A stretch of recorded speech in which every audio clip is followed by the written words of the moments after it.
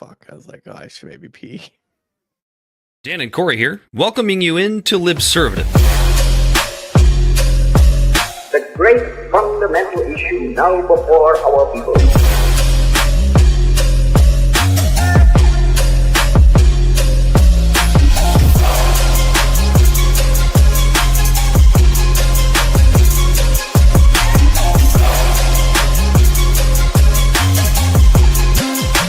We, the people, cannot turn back.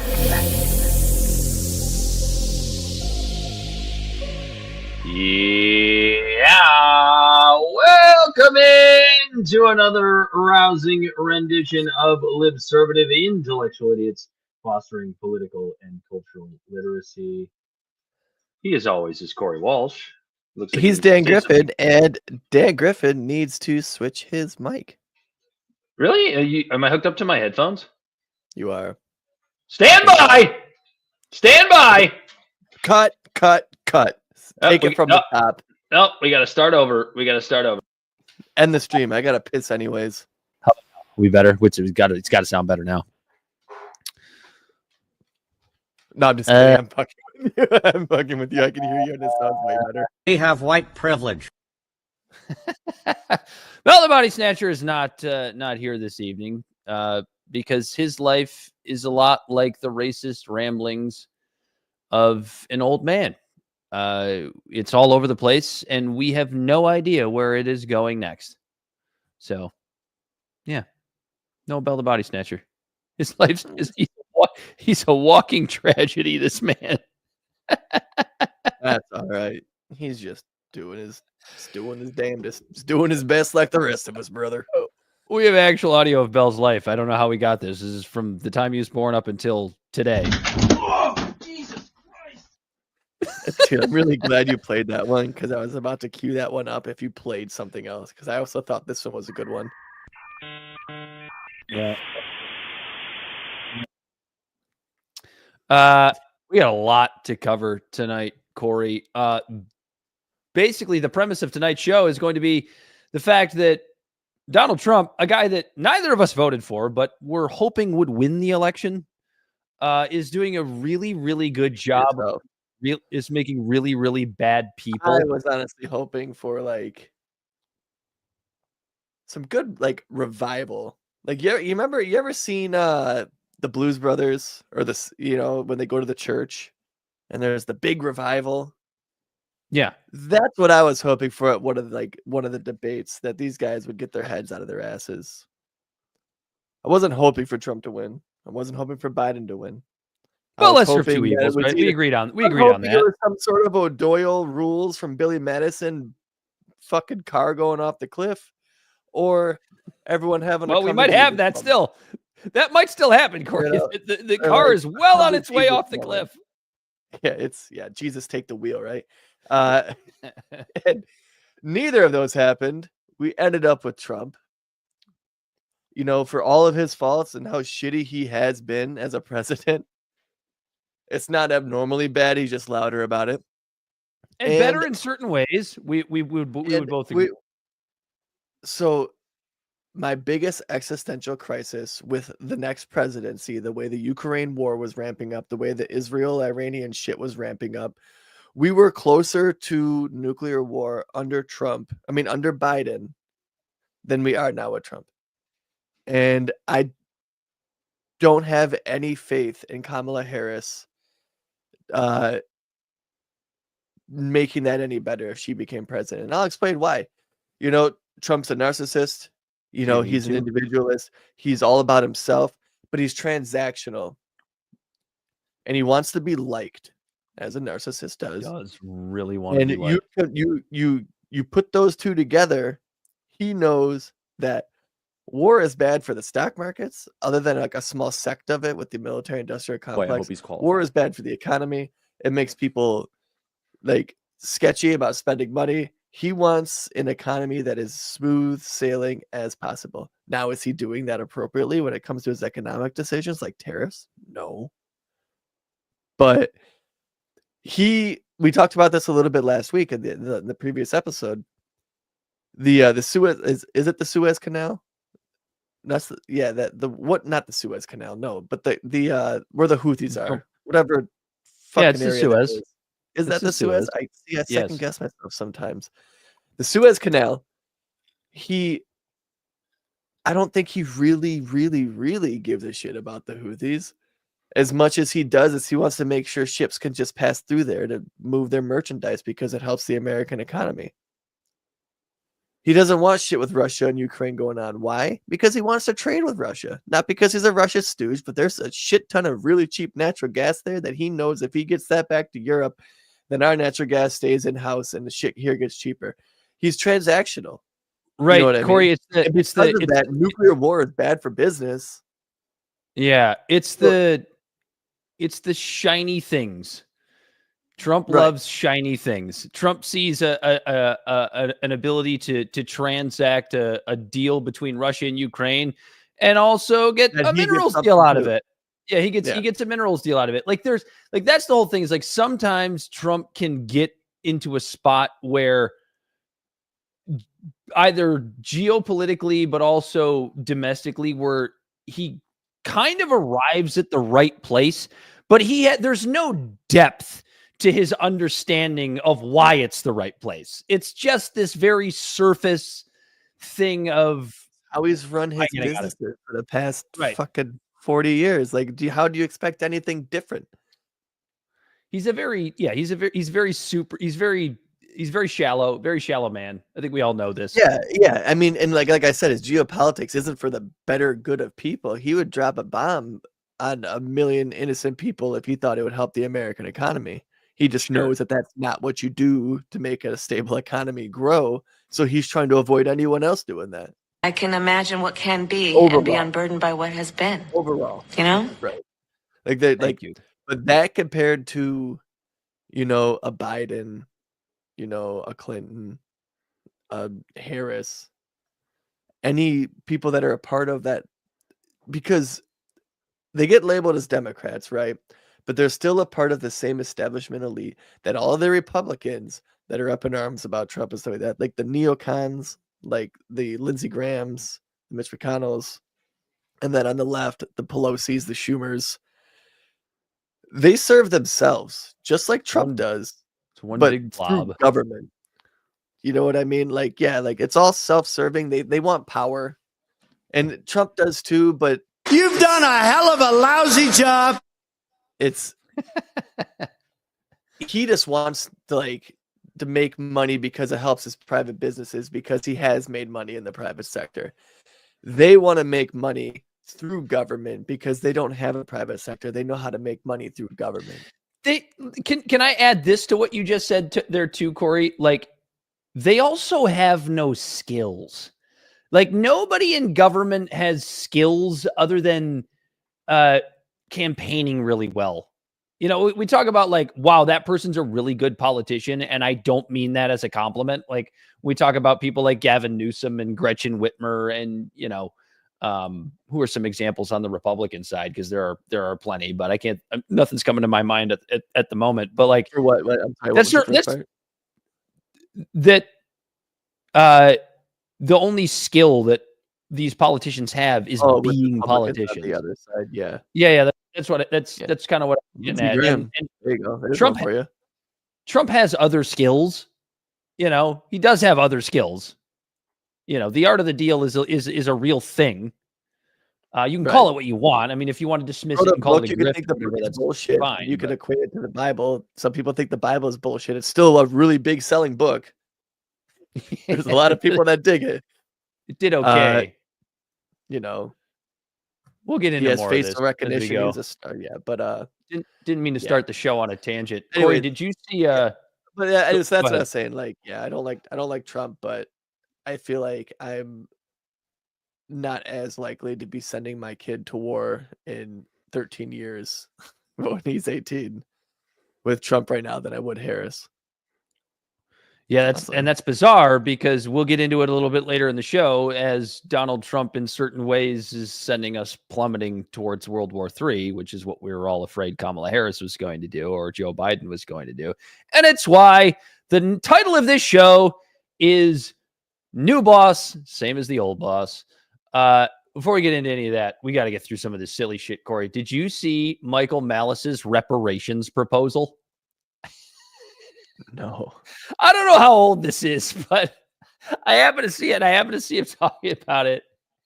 And Michael Malice is talking about how there's basically the same amount of Canadians overall in Canada as there are Black Americans. So his idea is that if Canada becomes the 51st state, every Black American gets a Canadian slave because they hate freedom. Jesus Christ. I thought this was the absolute, I mean, it's kind of brilliant because, yeah, there's roughly the same amount. I mean, the math adds up. The math is there. You don't like this idea, do you? As a joke, it's funny. That is a funny joke. Oh, Michael Malice never jokes. He's a very, very serious man. Serious about everything he does, particularly his tweets. But just as much as I didn't like learning about the idea or like the idea of like owning Black people, I don't think owning white people is the same either. They're already kind of owned. The land is still. Corey, Malice's point is like that's what Canadians want. They hate freedom. They want to be slaves. That they don't hate freedom. They want to be able to call dad when they crash their car. You know, that's not freedom. But you get to drive the car. That feels like freedom. But only if daddy comes and helps you drive the car. Dude, there is a fine line of, a safety net of the government helping you and then creating a nanny state to where Corvette. Where everyone's a perpetual 16-year-old. And that's what everybody wants. That's what Canadians want. It's just the government takes care of that. Oh, the government takes care of that. And in a perfect world, that sounds great. But like, short of a couple of countries like Sweden, that's very homogenized, like that quickly turns into fucking wild shit. Like it's just there's a fine line with it, right? I personally would like it if there was complete like rugged competitiveness, like in the economy and in the country and stuff like that. But there are some people who can't cut that. They can't make that cut. You know what I mean? Just like any sports team, somebody gets cut. There needs to be a safety net for the people who can't make that cut. How did we go from Michael Malice having a great reparations proposal to you getting all philosophical about who needs a safety net and who doesn't? How did that happen? Well, it went from that. It went from me initially saying that I don't think anyone should be a slave. I really don't know what he said at the end of that sentence. I don't think he knows what he said either. And then you just let me keep going. So I had the wheel. I was just going for a cruise. I got to just learn to get you We out. have white privilege. That's right. 100%. Oh, did you see Snow White, Corey? I didn't. No, it's in the movie theaters, right? I didn't go to watch it. No, the absolute utter flop that it is. And nobody was surprised by it. And it's funny because when I see people like making fun of it, it's, it's always, you can always tell who it's going to be. It's Disney, right? So it's going to be folks on the right, that are making fun of this movie for flopping. We all could have, you didn't have to be on the right to know that this movie was going to flop for a couple of different reasons. And I would even argue that it's not because Snow White was Black. It's just the storyline of Snow White. It's just everyone already knows it. The storyline is like kind of old. Like when you watch what kids are watching today and looking at today, like they could give a shit about some chick living in the woods with 7 little people. Because I guess you have to like that weren't allowed to be in the movie. Like, yeah, did they even use real little people to play dwarfs? Am I allowed to call them dwarfs? They use CGI. They use CGI, remember? Because they didn't use. Oh, wasn't that a thing? Yeah, they didn't even use real actors.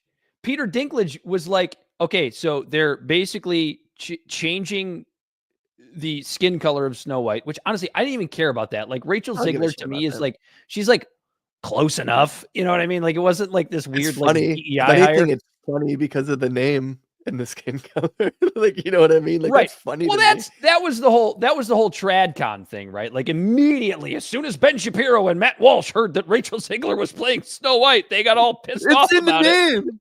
It's in the name, bro. Yeah, It's in the name. Her skin's as white as snow. But yeah, like so Peter Dinklage was Does all it say pissed that in the off. original? Does it say that in the original book?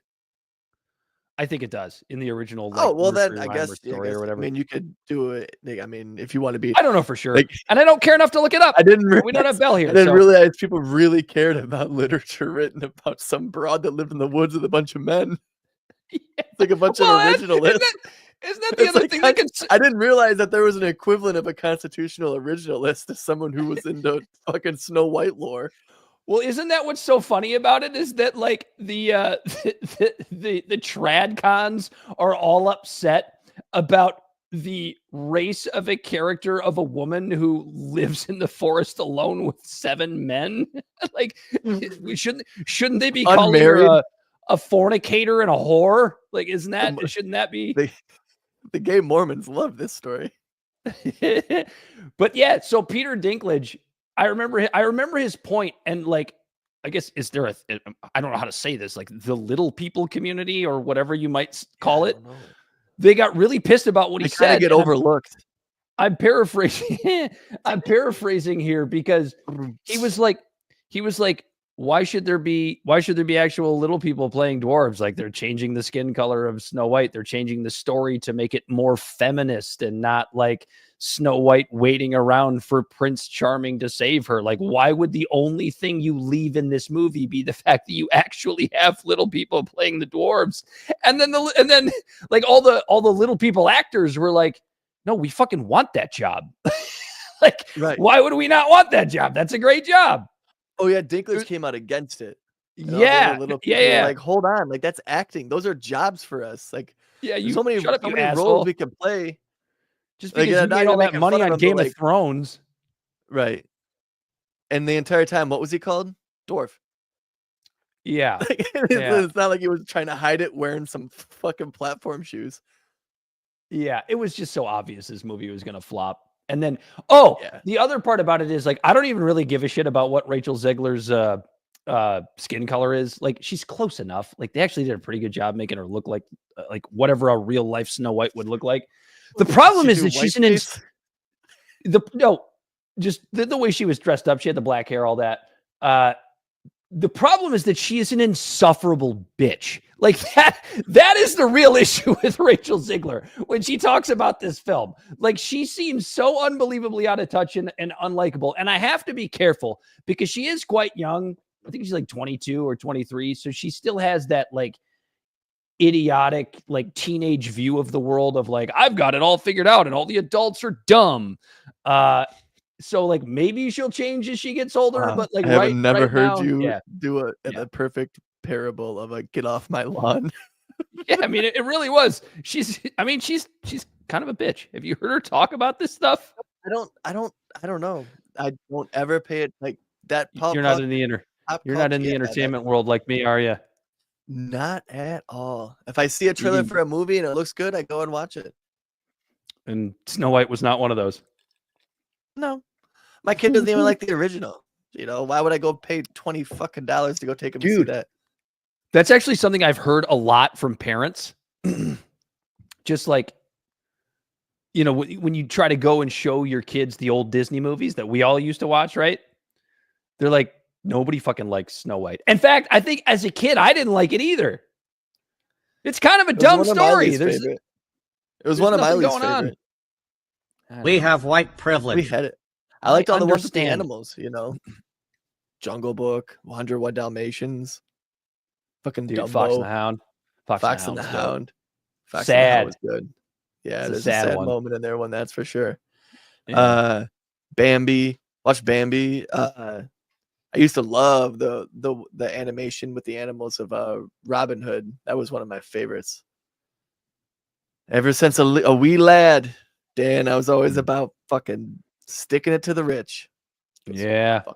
Right. You were a socialist way back then, weren't you?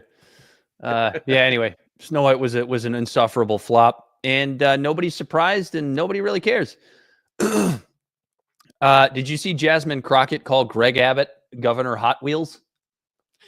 Yeah. Well, you know, the wheels on his wheelchair, it's Texas. They probably get a little warm going around on the sidewalks.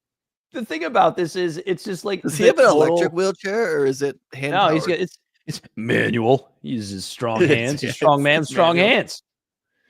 The thing that I love so much about this is the There's absolute a bootstraps joke in there somewhere. Sorry. Yeah, the absolute wheel straps. The absolute running to the corners of whatever side you're on with something like this, because the immediate reaction from liberals was like, "Oh, what about when Trump made fun of that reporter for him being retarded or whatever the hell he tried to do?" And then you have what did I say her name was? Jasmine Crockett making fun of a sitting Republican governor for his disability, and you have the right going, "She's a bully. What a bully she is." I'm not even kidding. Congressman, I have the story in front of me. Congressman Keith Self is blasting Congresswoman Jasmine Crockett for cracking a joke about Texas Governor Greg Abbott's disability, though he refused to condemn President Trump for doing something similar. The Republican representative from Texas stopped by TMZ Live Wednesday to discuss Crockett's recent comments, specifically one where she called Abbott, quote, Governor Hot Wheels, and Self calls Texas Representative Crockett a bully. Dude, at the same time though, it is kind of funny now that Democrats like so you remember some of like the self-assessment after the election, right? Where like they were like, well, we gotta ditch the trans. Yeah. And then what was the other thing? Oh, we need to have a man in office, you know, not like they were saying about kind of behind closed doors. We there's no way we can elect a woman. We just can't elect a woman. You can't get a woman elected. Like they just immediately bailed on like some of their biggest like platform issues that they were promoting for the last like 4 years.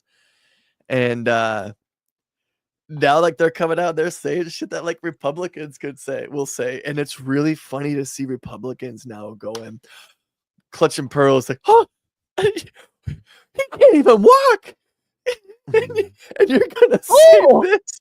Oh, how could she say such a thing about such a prestigious Republican governor? It's just bullshit. Fucking white people. I like how we were both filibustering and I could see your eyes. And I was doing the same when we were looking for a soundbite. I'm always checking. I'm always looking. Oh, that's funny. This is just so great. We were talking a little bit about this pre-show, Corey, where it's like when your person gets in office, I think you had said this, that like the people, your constituency kind of falls asleep. Yeah. Right. Like, look what happened with Biden. Yeah. And then when your party gets ousted from power, either in the White House or in Congress, or in this case, all three, you sort of become the party or the constituency of principle, right? You start talking about the Constitution a lot more. Start talking about how the party in power is violating the Constitution. Right. And then as soon as because that's over, the thing is when you're the minority, that's also the thing about our country, right? And like why it seems like there's always like a little bit of infighting and turmoil. Because the Constitution, at least in its original form, protects the ones that are in minority, not the ones in the majority. It's like literally designed to like hold the ones in majority in check and like give the minority like a voice. Right, like the whole what is the First Amendment actually for? Right, it's for speech you don't like. It's not for speech you like. It's for the minority. Like doesn't need protecting. Pretty simple stuff, I guess. But yeah, I just thought that like here we are. I mean, like when people like James Lindsay and others come out and talk about the woke right, here it is. Here it is in plain view, where you have a Republican congressperson calling a Democratic congressperson a bully for a pretty innocuous comment, I think. Right. I don't care. And maybe that's because I do. Maybe Maybe that's because I do like a lot of work in the disabled community, and like we make these fucking jokes all the time. So like when I hear Governor Hot Wheels, that makes me laugh my ass off. So Right. maybe it doesn't affect me in the same way. It was a clip of just someone workshopping, like Tony Hinchcliffe was at that rally. She was just workshopping, seeing what would stick. Governor She Hot never Wheels. has. She'll never say it again, and she never has to because everyone else is going to be saying it. Oh yeah, it's all over. It's all over the place. TMZ picked it up, for crying out loud. That's wild. Did you see? Didn't did she you see recant? Trump? But she also like skirted away, right, and tucked her tail and was like, "Oh no, I was talking about Hot Wheels because he keeps using buses and planes to deport immigrants." Well, that's I don't know fair if- because that actually kind of just speaks to it even more, right? Because of all of the times that the Democratic side has taken Trump out of context. Now, believe me, he's easy to take out of context because, he's really good for a soundbite. We know that, if nothing else. He's really, really good for a soundbite. But it's the same kind of deal. Donald Trump is a bad guy. He's a bad person. You shouldn't talk about yourself like that, Mr. President. That's not very nice. Did you see where the fuck? I had that article in front of me. That Trump wants the fat photo of him taken down at the Colorado State Capitol. Dude, so I saw memes about it, and when I see those memes, that's like if it's worth looking into, if it's something like a serious topic, I always look into. But when I see the memes like that, like it's so funny. I don't know if there's any truth to it, but that's really funny. Oh, here it is. Funny. Here it is. Donald Trump wants distorted Colorado portrait removed. I got to give credit to Colorado Governor Polis on this one, because the way he responded to this was so just, it was just so, I don't even know the adjective I'm looking for. I don't know. And I don't know if the picture was distorted, but he looks so fucking pudgy in the photo. I can throw it up. I have it in front of me here. I just gotta stop the screen real quick. It's like an oil painting type photo, right?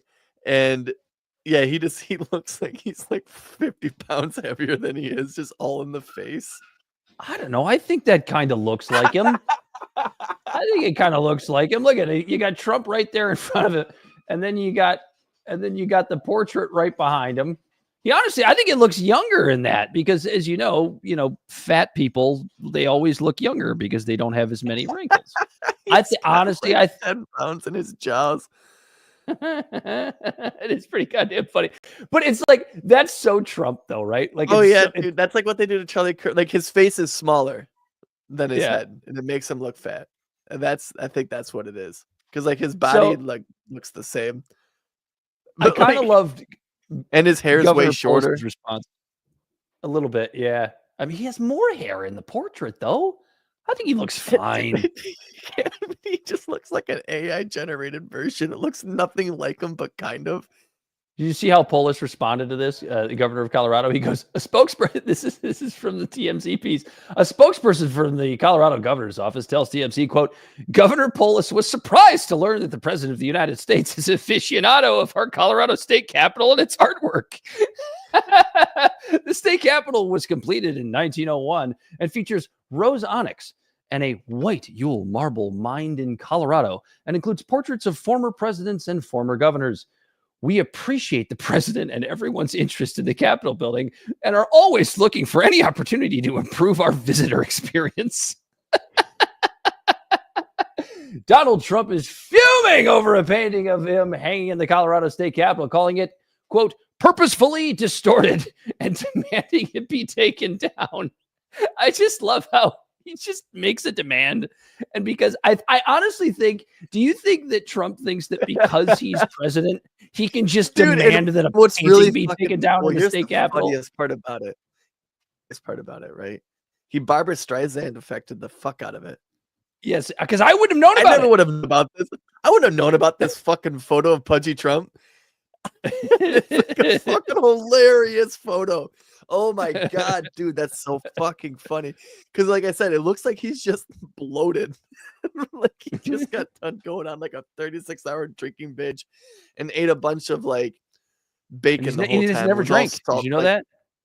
I know he Trump's hasn't, but never I'm had saying in alcohol? that picture, like that's probably what he would look like if he drank. Oh my Yeah, god, so dude, that now he picture's so knows. funny. That's the Now picture. now That's he the picture that I saw, and like when I saw it the first time, I laughed out loud because I was like, "Oh, that's really funny." This like because there's all the JD Vance memes going around right now, right? Oh, yeah. And I Those are fucking great. love them.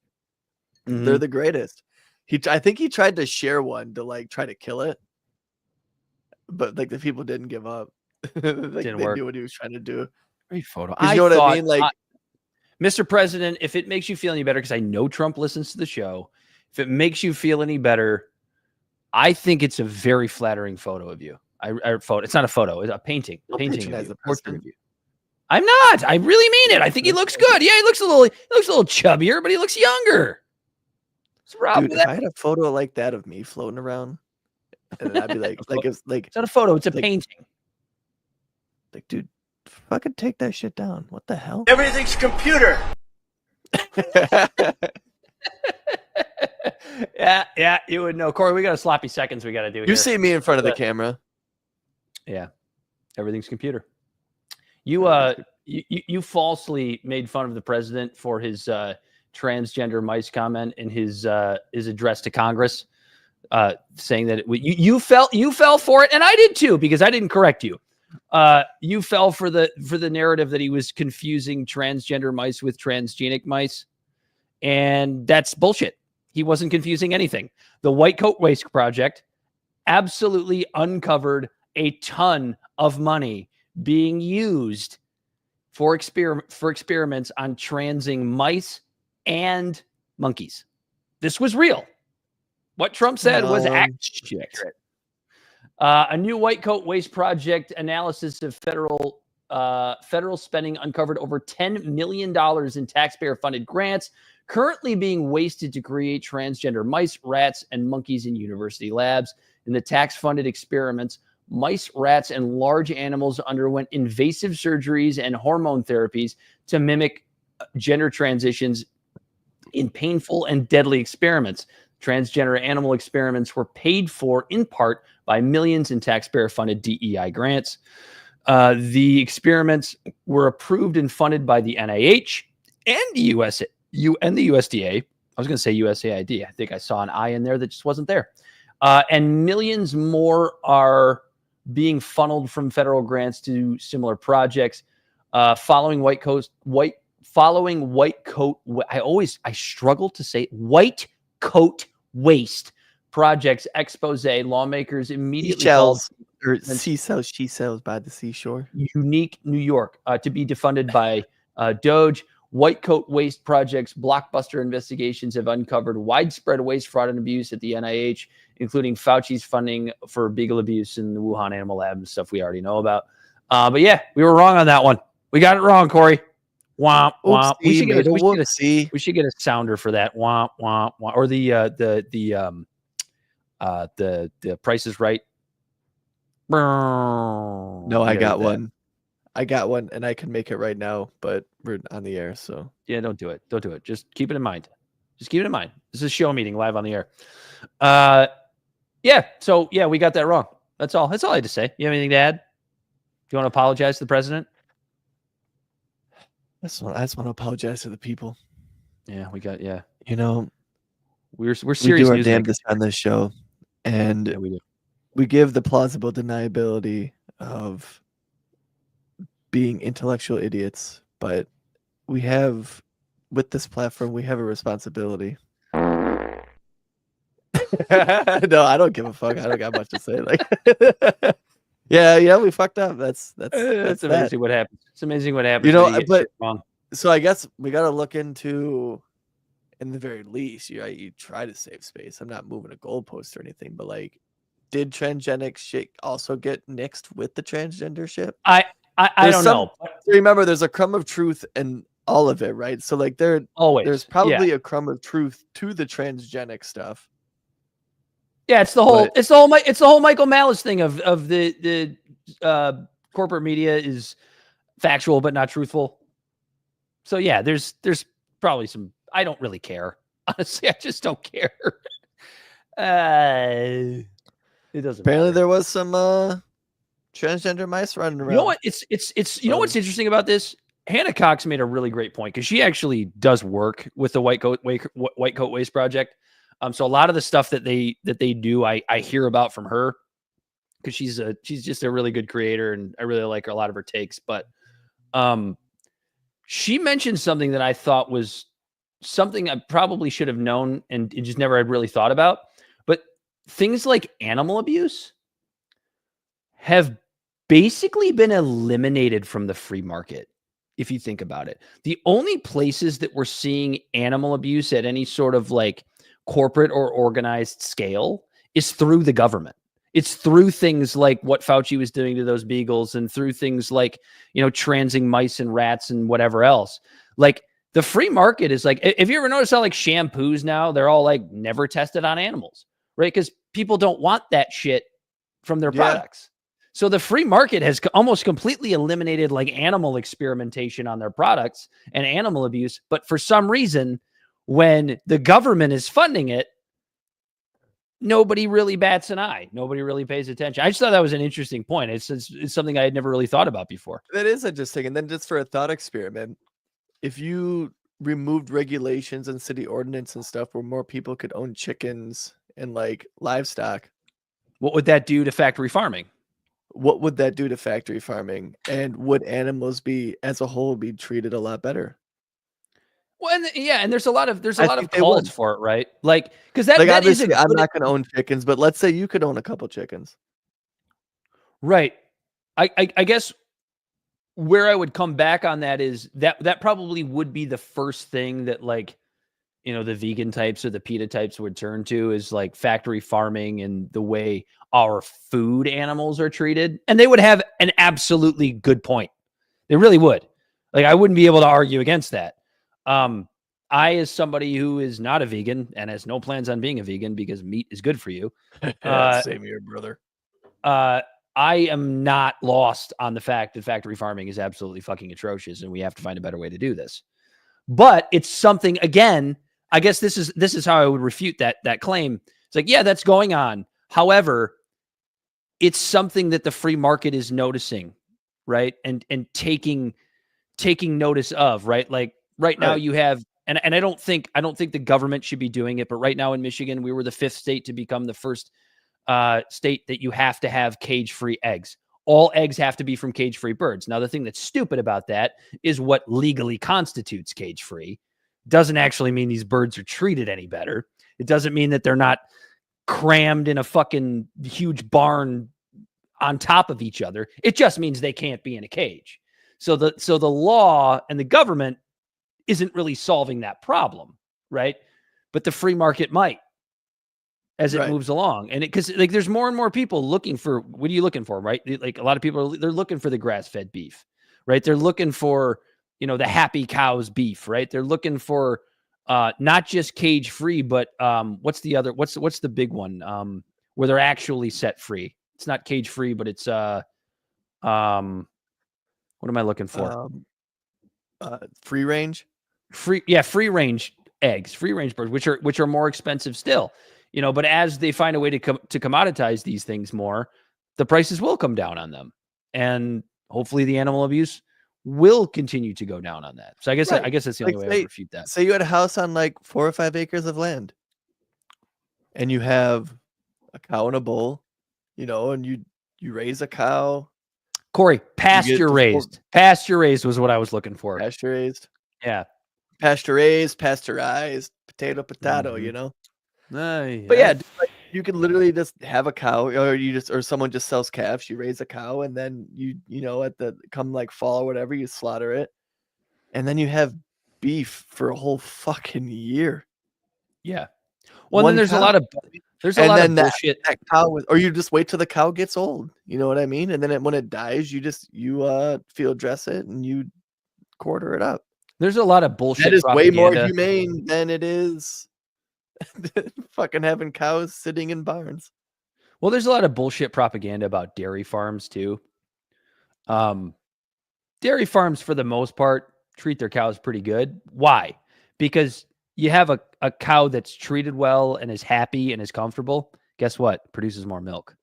Like, it behooves the people that run, like chickens are a different story, but with cows, it just makes more sense, right? It behooves the dairy farmer to keep his cows comfortable, to keep his cows happy, to keep his cows clean and fed and all these things. Yeah, because I mean, it even produces then, more there's milk. still like a assembly line. You know what I mean? Like some of those cows. No, are, like Corey, those do nipples you are know probably how? pretty chapped. No, Corey, do you know how a lot of dairy farms work now? It's changed a lot. Most dairy farms have a machine that they have like a few different stalls with a few different machines, and those cows decide when to be milked because they, just like when your wife was feeding your son as a baby, like her boobs would start to hurt when they were too full of milk. Cows are the same way. So what they'll do is they know to go to these machines to be milked. And they actually have like I don't know what it is. It's like a weight or a sensor or something. If a cow goes to the milking station and they're not ready to be milked, the gate will not open and that cow will not be allowed to come in. That's pretty wild. It's a really interesting process. Follow a guy. I think his name's Iowa Dairy Farmer. I'm not saying that all dairy farms are run like his, but if they could, they would. Because the free market would make it that way. Yeah. And I feel like a lot of dairy farms have to be going that way because the way he runs his business is just, it just makes the most sense. Not only for the cows, but also for his bottom line, right? He's got to sell milk. His bottom line. Yeah. You're cutting down on labor costs. Yeah. You're doing, yeah. So there's a lot of bullshit propaganda out there about dairy farms. Now, chicken farms are a completely different story. Like that's a disaster. And there should be something done about that. But anyway. I like how no one talks about hog farms because everyone knows pigs are gross. Yeah, but they're very smart. I was going to say, but on the flip side, they're the smartest of the three. You haven't been paying attention to the Bernie rallies, have you? I know he's been having them. He's just rallying around. My whole thing is like, what is the end game? Like that was the question that I was asking. Like, why are you doing this? Does Bernie Sanders expect whatever his clan is, the Democratic Socialists or the leftists, or even the mainstream Democrats, does he expect them to go, all right, Bernie, we'll believe you the third time you run around and tout the same stuff and then cuck to the establishment when they fucking screw you over with your 3 houses, right? Billionaires and billionaires are the problem with this country. I guess including myself. Well, he's half right? We talk about that on the show. Like he's half right because the billionaires that he's talking about only exist because the government subsidizes them. Can I just ask? But he doesn't want it. But he thinks his answer is expanding more of the government that subsidizes the big businesses, not making it smaller.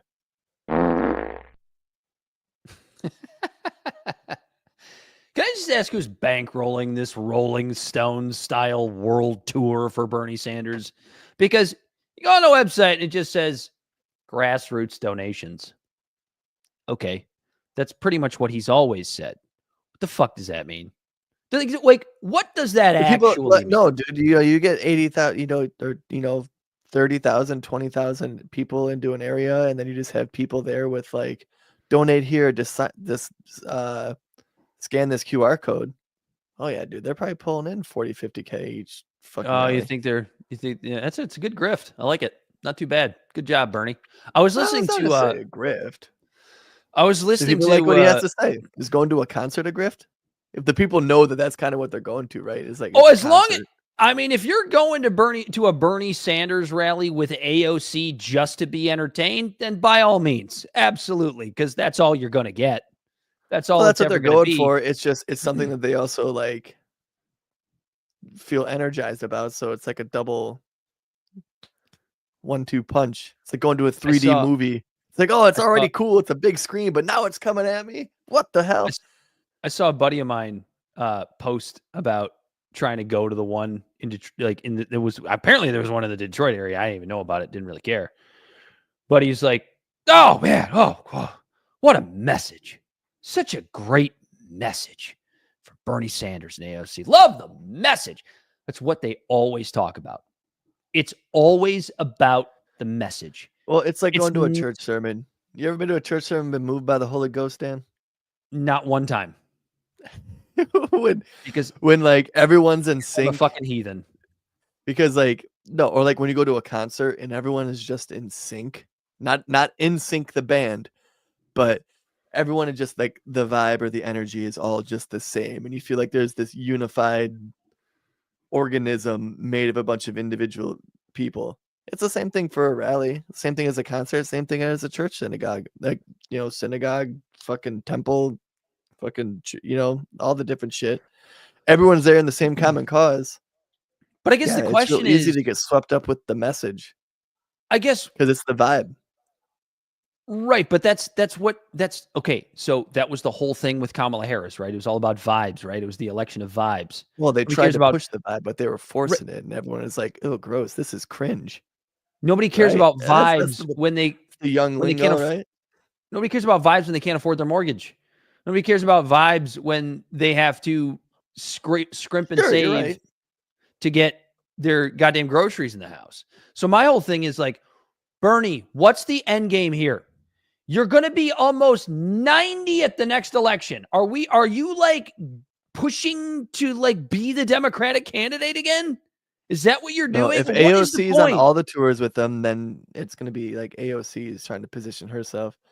Even though I still think in 2028, it's going to be probably Gretchen.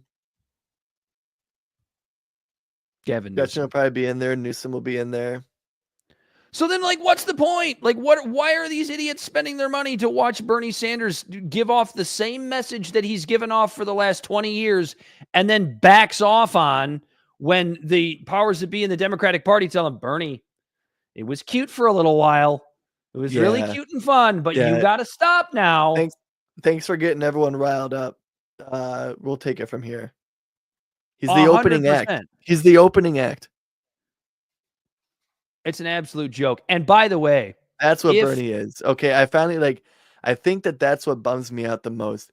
He is completely okay with just being the opening act. He'll go out there and get the crowd riled up. He'll go out there and get everyone energized. But then he just hands the mic off to the establishment every time, the headliner. He's the establishment's fluffer. That's all he is. He's just a fluffer. And by the way, if AOC is it doesn't make me happy saying that. It makes me bummed out. You know what I mean? If they're trying to position fight oligarchy, right? I was just gonna mention that if they're trying to position AOC to be the sort of torch carrier or baton carrier for the Bernie Sanders wing, I'm gonna play a video and you're gonna see why AOC is no Bernie Sanders when it comes to her ability to speak. And by the way, regarding the sign, if you're just listening, I just pulled up the beginning of the video. I haven't played it yet, but AOC is standing behind a podium with a sign that says "Fight Oligarchy" on it that looks like it was made by my high school yearbook club. This is the best you can do? This is it? Anyway, let's just let AOC speak for herself. You're next Democratic candidate for the President of the United States of America. Thing allegedly about what these guys do is that they sell working people like you and me on the idea that we're just one step out of being in that club too, that you're just a little bit away from being one of them. Grind set mindset, right? Except those kinds of spoils that they are rolling in are not earned. They aren't working for those billions of dollars. They're stealing them. Yeah. They're stealing them from you and you and you and your mom and your grandparents and all of us. Just look at what Elon and Trump are doing to our health care, to our veterans benefits, and to Social Security. They are slashing the programs that we have spent a lifetime paying for. Don't threaten me with a good time. By the way, not them, because these billionaires have not paid their fair share in taxes in years. So, do you hear like the whole crowd boo, the whole crowd cheer? Dude, it's literally a concert. It's literally a church sermon. So with regards to the message here, public speaking, it's no Bernie. Her voice is just insufferable. But with regards to the message here, it's always the same thing, and it's where Bernie has always fallen short. It's this idea, like she basically said that no billionaire has ever worked for their billions. It's just an absurd thing to say. Like, look at what all billionaires have in common if you're actually paying attention to how they become billionaires. Do they lie, cheat, and steal a little bit here and there? Sure, that's business. That's Maybe what you not do. Even in, a little bit. That's what you do. That's what you do in business. But you cannot say that these people don't work for their fucking money. I cannot stand that trope. And then what does she come out with? She comes out with the absolute favorite trope of the Bernie wing. Billionaires and billionaires need to pay their fair share in taxes. But they never say what that is. They never say what a fair share is. Zero is what it could be. Zero. No, what it could be is cutting all their government subsidies. Right. Now, I'll give Bernie credit for that. He has talked about corporate welfare in the past. Not so much lately, but he has talked about when's the last time you heard him talk about corporate welfare? After Hillary threatened to off him during the 2016 campaign. Not so much about the corporate welfare after that. Because, Hillary, Trump, Obama, Bush, Reagan, Clinton, all Wall Street darlings, loved by all. But I hate the fair share thing. Oh, I hate it. Oh, makes me so, it's just so, because fair share is zero. That's the fair share. That's our fair share. That's their fair share. That's the fair share when it comes to at least federal taxation. It's zero. That's the way it should be. Bright Eyes in the house. Good to have you aboard, buddy.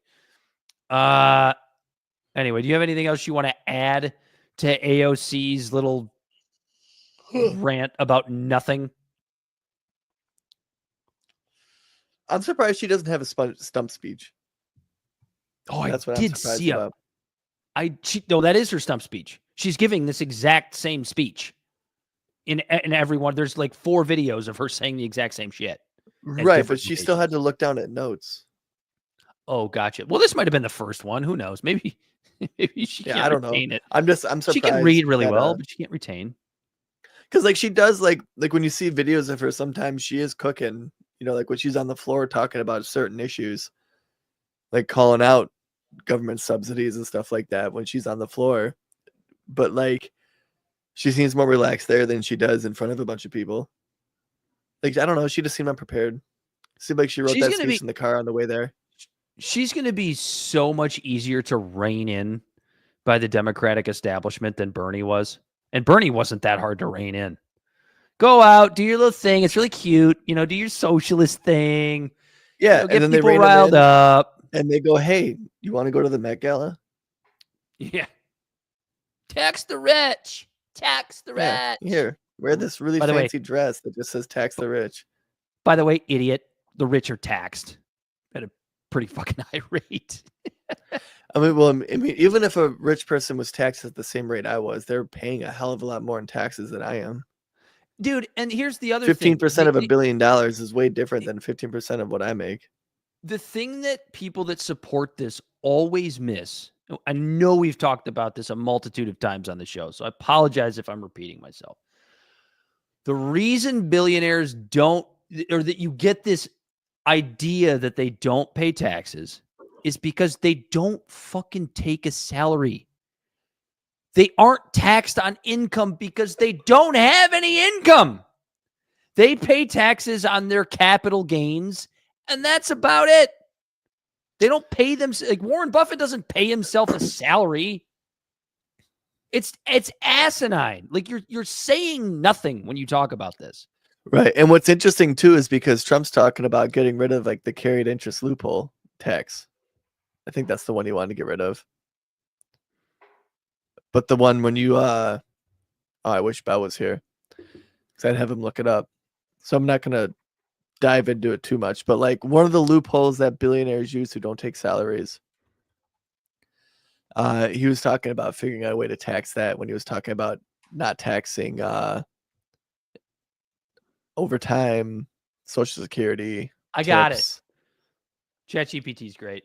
The carried interest loophole refers to a tax provision that allows investment fund managers, such as those in private equity, venture capital, hedge funds, to pay taxes on their earnings at the lower long-term capital gains rate instead of the higher ordinary income rate. Here's how it works. Carried interest is fund managers receive a share of the profits generated by the fund, typically around 20%. This is considered carried interest. Number two, tax treatment. If the assets are held for more than 3 years, the carried interest is taxed as long-term capital gains at a 20% rate rather than the ordinary income of up to 37%. The impact is that critics argue this loophole disproportionately benefits wealthy fund managers and reduces federal tax revenue. I don't care about that part. I don't care about the federal tax revenue part. Supporters claim that it incentivizes investment and economic growth. And then the finishing little synopsis is that efforts to close this loophole have faced significant pushback from industry lobbyists, making it a contentious issue in tax policy. Yeah, so basically, it's a way of cashing in on assets as opposed to taking. And that's how some of the billionaires like pay themselves. Yeah. So yeah, no, I was right though. I looked up on Google. Trump plans to end carried interest loophole. The New York Times, Trump wants to kill carried interest. CNBC, Trump wants to end a popular Wall Street tax break. CBS News, Trump wants to close the carried interest loophole. Reuters, Private Bank International, Fortune, Washington Examiner, Axios, Inc., The Hill, Yahoo. Yeah, no, that was a legitimate thing that he wants to end. Well, we'll see. Yeah, so basically the whole, AOC's whole thing is billionaires are too billionaire-ish. It's the whole Luigi Mangione is a hero. Or just make a flat tax, and you make it to where, or the fair tax, and then you just make it to where everyone just gets their check without getting taxes taken out, and then you just get taxed on the money you spend. Or just kick it back, money you make.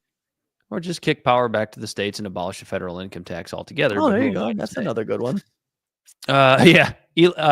What's the other one? The other one she talked about. Elon Musk is evil.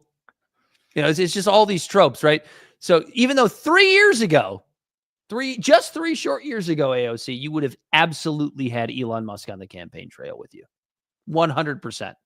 Which, by the way, that whole thing is caused the whole Elon Musk thing and the Tesla thing and the Tesla damage and all that. Weirdly, since Elon Musk has become public enemy number one, has caused a large faction of the Democratic Party and liberals in general to suddenly pivot away from climate change almost altogether and applaud the cultish burning of Tesla dealerships to the ground. Interesting, isn't it?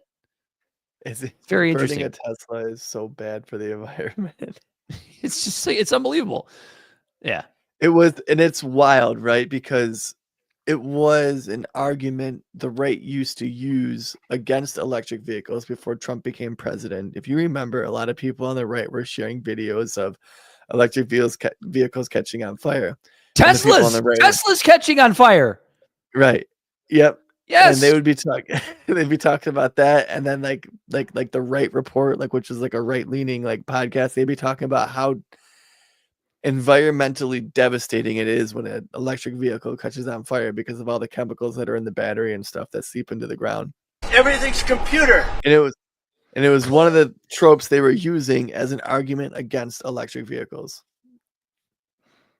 Now it's just completely flipped on its head.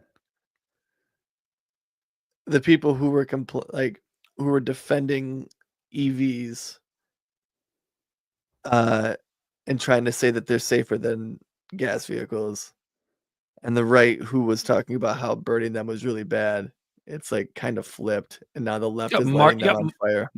Mark Kelly buying a Chevy Tahoe. He's buying this. They're a little bit better than they used to be, but still a gas guzzling giant SUV.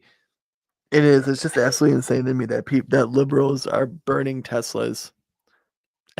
It's just wild, isn't it? Like, take me back. Take me back to 2017, please. Like, what are we doing here?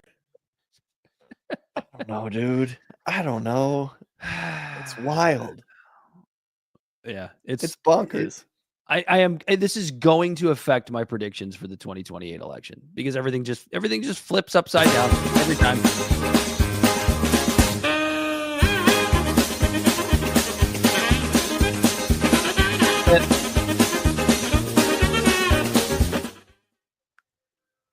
Oh, that's kind of shitty. What year is it? I was trying to be smooth with it and fade it out, but like the drag for the background doesn't like choose where your volume's at until you let go of it. It's a show meeting. What else we got? We got Israel breaking the ceasefire. Yeah, that's some insider baseball for all you folks out there. That's right, brother. Israel breaking the ceasefire. No surprise there. We got a couple different things to discuss when it comes to these Yemen strikes. We're absolutely going to talk about the what the hell was the app that they used? The Signal app. Yeah, we're going to talk about Signalgate. But before we get into that, I just want to discuss Tulsi Gabbard for just a minute. Because not that long ago, I was sitting here, Corey was sitting here, Bell was sitting here, and we were all in love with the idea that Tulsi Gabbard was going to be the head of national intelligence because she was the only pick maybe in the history of that position that was sort of against spying on American citizens. She was the only one since Edward Snowden that refused to call him a terrorist while openly admitting that, yes, technically he broke the law. And we were kind of excited about that, weren't we? We were a little excited about that. Now, Tulsi Gabbard is Tulsi Gabbard is a human being that is an absolute yo-yo for me because she is the kind of person that from a policy perspective, I have loved and loathed up and down multiple times now. When she was being confirmed as the head of national intelligence, that yo-yo was way up here. It is now back down at the bottom again. And I'm starting to realize that maybe Tulsi Gabbard doesn't have as many principles as I thought she did. And then didn't think she did. And then thought she did again. It's really, really frustrating because I'm about to play a video here that's going to explain why. The strikes on Yemen, really, really, really good. That's an exact quote from Tulsi Gabbard. Really, really, really good. Why is it okay that we're striking Yemen right now? By the way, the poorest country in the Middle East. The country that up until October 7th, you could argue was in the running with what was happening in the West Bank and Gaza as the greatest humanitarian crisis in the Middle East and in the world. It's good that the United States was bombing Yemen because it was to behoove Israel. However, if you go back to 2019, you will hear Tulsi Gabbard singing a very, very different tune about striking Yemen. Why? Because in 2019, we were striking Yemen to help the Saudis. Now, Tulsi doesn't like the Saudis, nor do I. But I also don't like Israel. The state government of Israel, that is. So it's very, very interesting that conducting bombing raids on the very, very same country is bad at 1 minute and great at another, just based on who you're doing it for. So I'm gonna play this video for you. This is gonna kind of split 2019 Tulsi Gabbard with 2025 Tulsi Gabbard. Good Tulsi, bad Tulsi. Not trying to filibuster here. There we go. There she is. There's my girl, Tulsi Gabbard. There are millions of Yemeni people who are on the brink of death from famine, disease, lack of access to food and water, basic medicine and healthcare. Thousands of Yemeni civilians have died in this genocidal war being waged by Saudi Arabia with support from the United States. Absolutely outrageous that the United States has continued its support for years now for Saudi Arabia's genocidal war in Yemen that has killed thousands and thousands of innocent Yemeni people and caused mass starvation and suffering, a cholera epidemic, the worst humanitarian crisis in the world in Yemen. Congress finally passed legislation to end U.S. support for Saudi Arabia's genocidal war in Yemen. Now this bill is sitting on President Trump's desk, awaiting his signature or veto. Now, he's already threatened to veto this bill, which just reveals how he cares more about what Saudi Arabia wants than what the American people want. You saw Trump's rhetoric on the campaign trail about Saudi Arabia, against the United States support for Saudi Arabia, calling them out for what they are, and now refusing to end U.S. military support for this genocidal war in Yemen that Saudi Arabia is waging, that's created the worst humanitarian crisis of our generation, because he says, well, he doesn't want to risk a multi-billion-dollar arms deal with Saudi Arabia.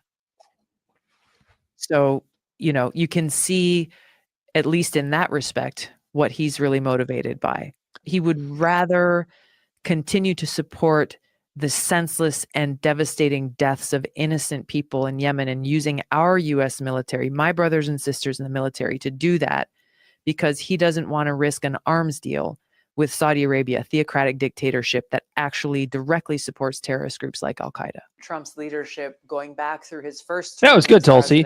Now here's bad Tulsi. Been and remains very committed to combating and defeating the threat of Islamist terrorism that not only affects the United States, the American people, our own safety and security, but it is affecting so many people in different parts of the world.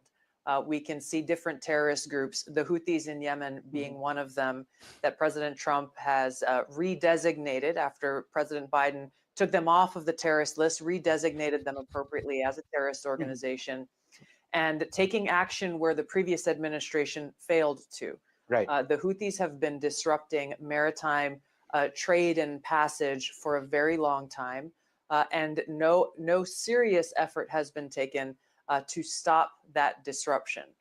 Our country and other countries should not be in a position to have to make a decision to reroute commerce going through that area simply because of the Houthi threat that exists. So President Trump has taken decisive action for our own safety, security, and prosperity. And I know we'll look to other affected countries, as there are many who are impacted by this, to similarly take action.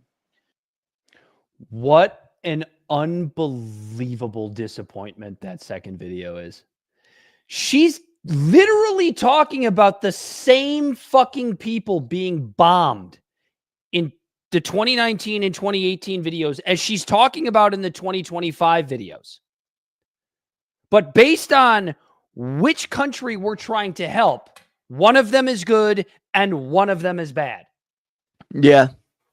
That's like saying it's okay to drop a bomb on New Jersey because New York hates them, but it's not okay to drop a bomb on New Jersey because Pennsylvania hates them. Right. When instead of bombing the Houthis, you could just stop funding a war. You can call it a genocide. You can call it whatever you want. You could stop funding something that doesn't serve the self-interest of our country in the Middle East. Get the hell out of there. They stop. Right. Now we're in a quagmire where we need to and it's interesting, right? Because you want to go into signal conversation after this. Now we're in a situation to where it's like our commerce is getting attacked in the Suez Canal. And even though it's only 3% of our commerce, we're risking expanding the war. Because now we're attacking people in a whole nother country, Yemen. Imagine if there was some gang or there was some cartel in America that we didn't like, and they were popping shots at some country that just happens to go by America, whose boats go there to go to the New York port or something like that. And then some other country decides to bomb America because there's people there that we don't really like anyways. Corey, it's even worse than that, because what people don't realize, what's not mentioned in a lot of the anti-Houthi propaganda here, is that and it doesn't even really matter how you feel about the Houthis, whether you think they're bad or not. It doesn't make a difference. The point is this: the Houthi people have a huge amount of control over a huge swath of Yemen. It's not small. But what do you always hear when people like Tulsi in this case, or Trump, or Biden, it doesn't matter who you're talking about, talk about the Houthis? They talk about them as a rebel group. They're terrorists, right? You just label these people these things, and we don't have to worry about them anymore. They're expendable. They're disposable. It's the idea of, you don't get a government until the United States says you're a government. That's the deeper thing here. And this all has to do with being anti-Iran and pro-Israel.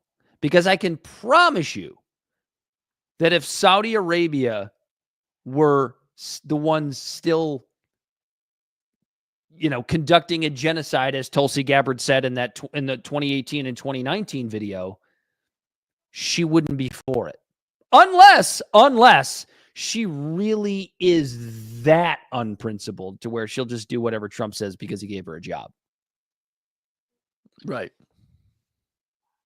I want to believe she has more principle than that, but she's demonstrated to me now 3 different times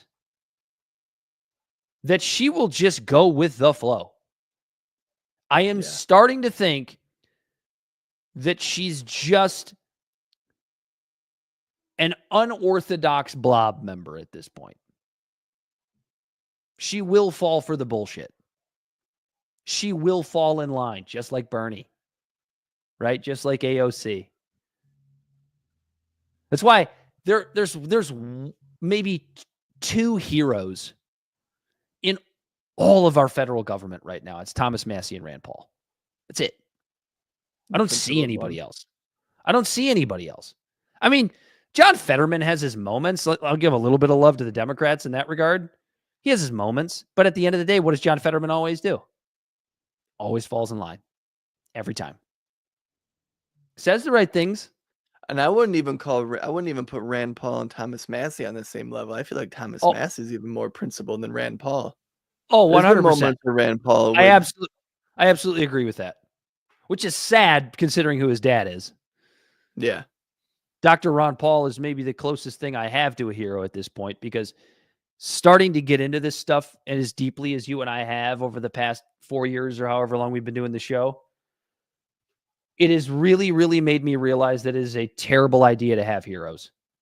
Right? It is. It absolutely is. And it's interesting you mentioned that, because in one of my, in my philosophy class right now, we had to write it was about Aristotle and how he said democracy is bad because eventually you get a majority and a minority gets oppressed. And he's right. The question is, do you agree with that or whatever? And so I went off on one of my tangents, right? And I'm in there just typing. It's like minimum 250 words. I'm at like 700 words. And it's just like, I'm like, yeah, no, and he's absolutely right. I'm like, for example, America, like a constitutional republic is way more solid than a democracy, because when there's a minority, they are oppressed. And when you have when you have just a set of rules that everybody has to follow, regardless of majority or minority, it protects those people. And went off on that and stuff like that. Then it asked that he says that or that Aristotle also says that the society needs to focus on hiring virtuous leaders. And do we have any virtuous leaders? And if we and can we think of someone who would fit the mold of a virtuous leader? And it's probably because I am too idealist, and I do set the standard too high, and I've been let down by people like Tulsi. I still have her poster up, right? It's a political poster, a political podcast, but like people like her who've let me down, people like Bernie Sanders who've let me down, people who've just let me down. When I answered that question, I even said, maybe I'm too much of an idealist, but no, I can't think of any virtuous leader. And some people were mentioning like Martin Luther King. Some people were mentioning like George Washington. It's like, maybe I just know too much, but it's like, yeah, like there's like, regardless of it being the time, right? And it's easy to look back at it in a 2020 perspective of back then. I would say George Washington is pretty close.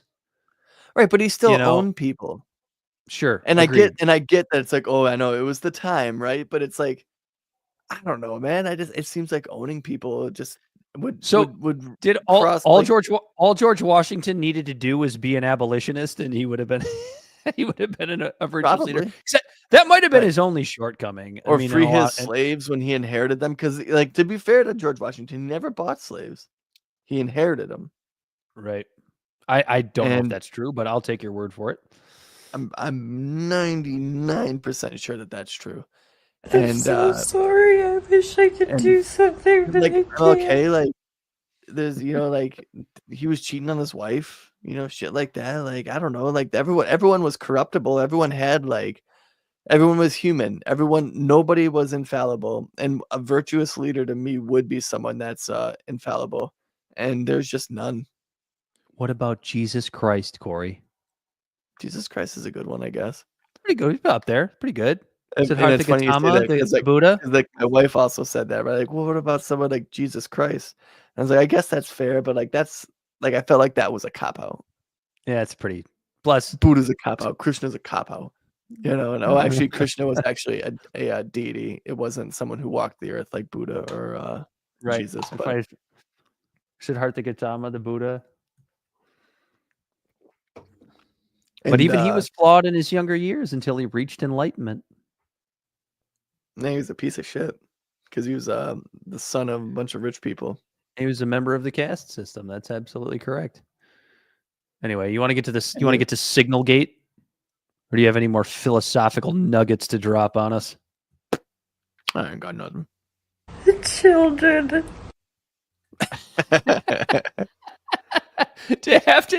I could just imagine a professor just reading your stuff and going, "Oh, this fucking guy thinks he's so goddamn smart." Like, I just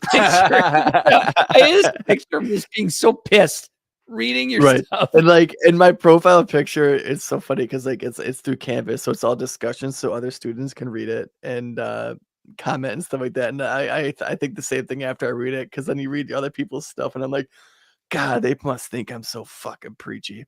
It's just I enjoy writing, you know what I mean? And then like my profile picture is me like in a suit, like it's like my business photo. Like, so like I'm like this with my hair all done and I'm in like a suit coat and shit. You're also like, it's also a community college course too, right? So you probably have some like 18-year-olds in there, and some who look at me like, who the fuck is this guy? Some youngsters in there. Corey's not trying to bang him. Don't. So that's worry. Interesting, right? And actually, that's a good segue, because there was another discussion we had in my philosophy class about protesting. We're not here to talk about your school. No, but like this one was one that pissed me off because, well, I guess we could try to go back to that later, because like I wanted to talk a little bit about how now this attack on colleges and stuff is affecting my free speech. Oh, you did send me that. Ew, gross. Nobody needs to know. Signalgate. And we're going to give JD Vance a little bit of credit here. Not too much, but just enough. Just enough credit. Yeah. I gained a tiny bit of respect for him for this. Do you have the signal messages? Because I forgot to pull those up. Yes. You got them on your phone, right? So everybody knows the story at this point. But I gotta find my notes so I can actually fucking talk about it. God damn it. What was the reporter's name? Or the editor-in-chief of the Atlantic? Yeah, something Goldman. Was it Goldman or Goldberg? I think it's Goldman. Something. It was Goldberg. Was it Goldberg? Yeah, Jeffrey Goldberg. God damn, that took way too long. We probably lost every listener we have. Anyway, so the editor-in-chief of the Atlantic, Jeffrey Goldberg, ends up in a signal chant, if you've been living under a mushroom and haven't heard this yet, with basically Trump's entire cabinet that is involved with foreign policy, but not Donald Trump, but also JD Vance. And apparently he got in there because was it Mike Waltz that's being accused of putting Jeffrey Goldberg's contact into this signal thing? Yeah.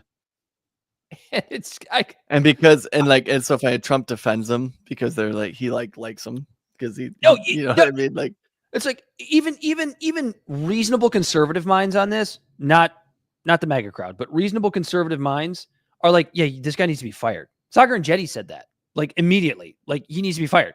How do you let somebody who is a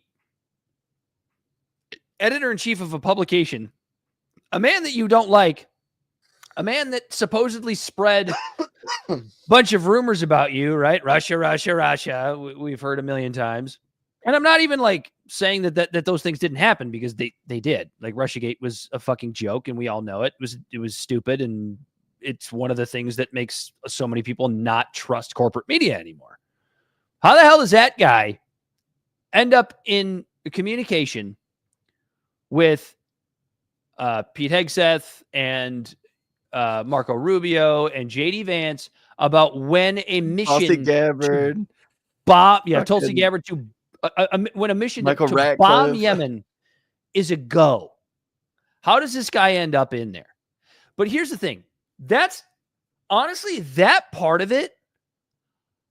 I don't even really care because I think there's a bigger point to this that I haven't seen anybody none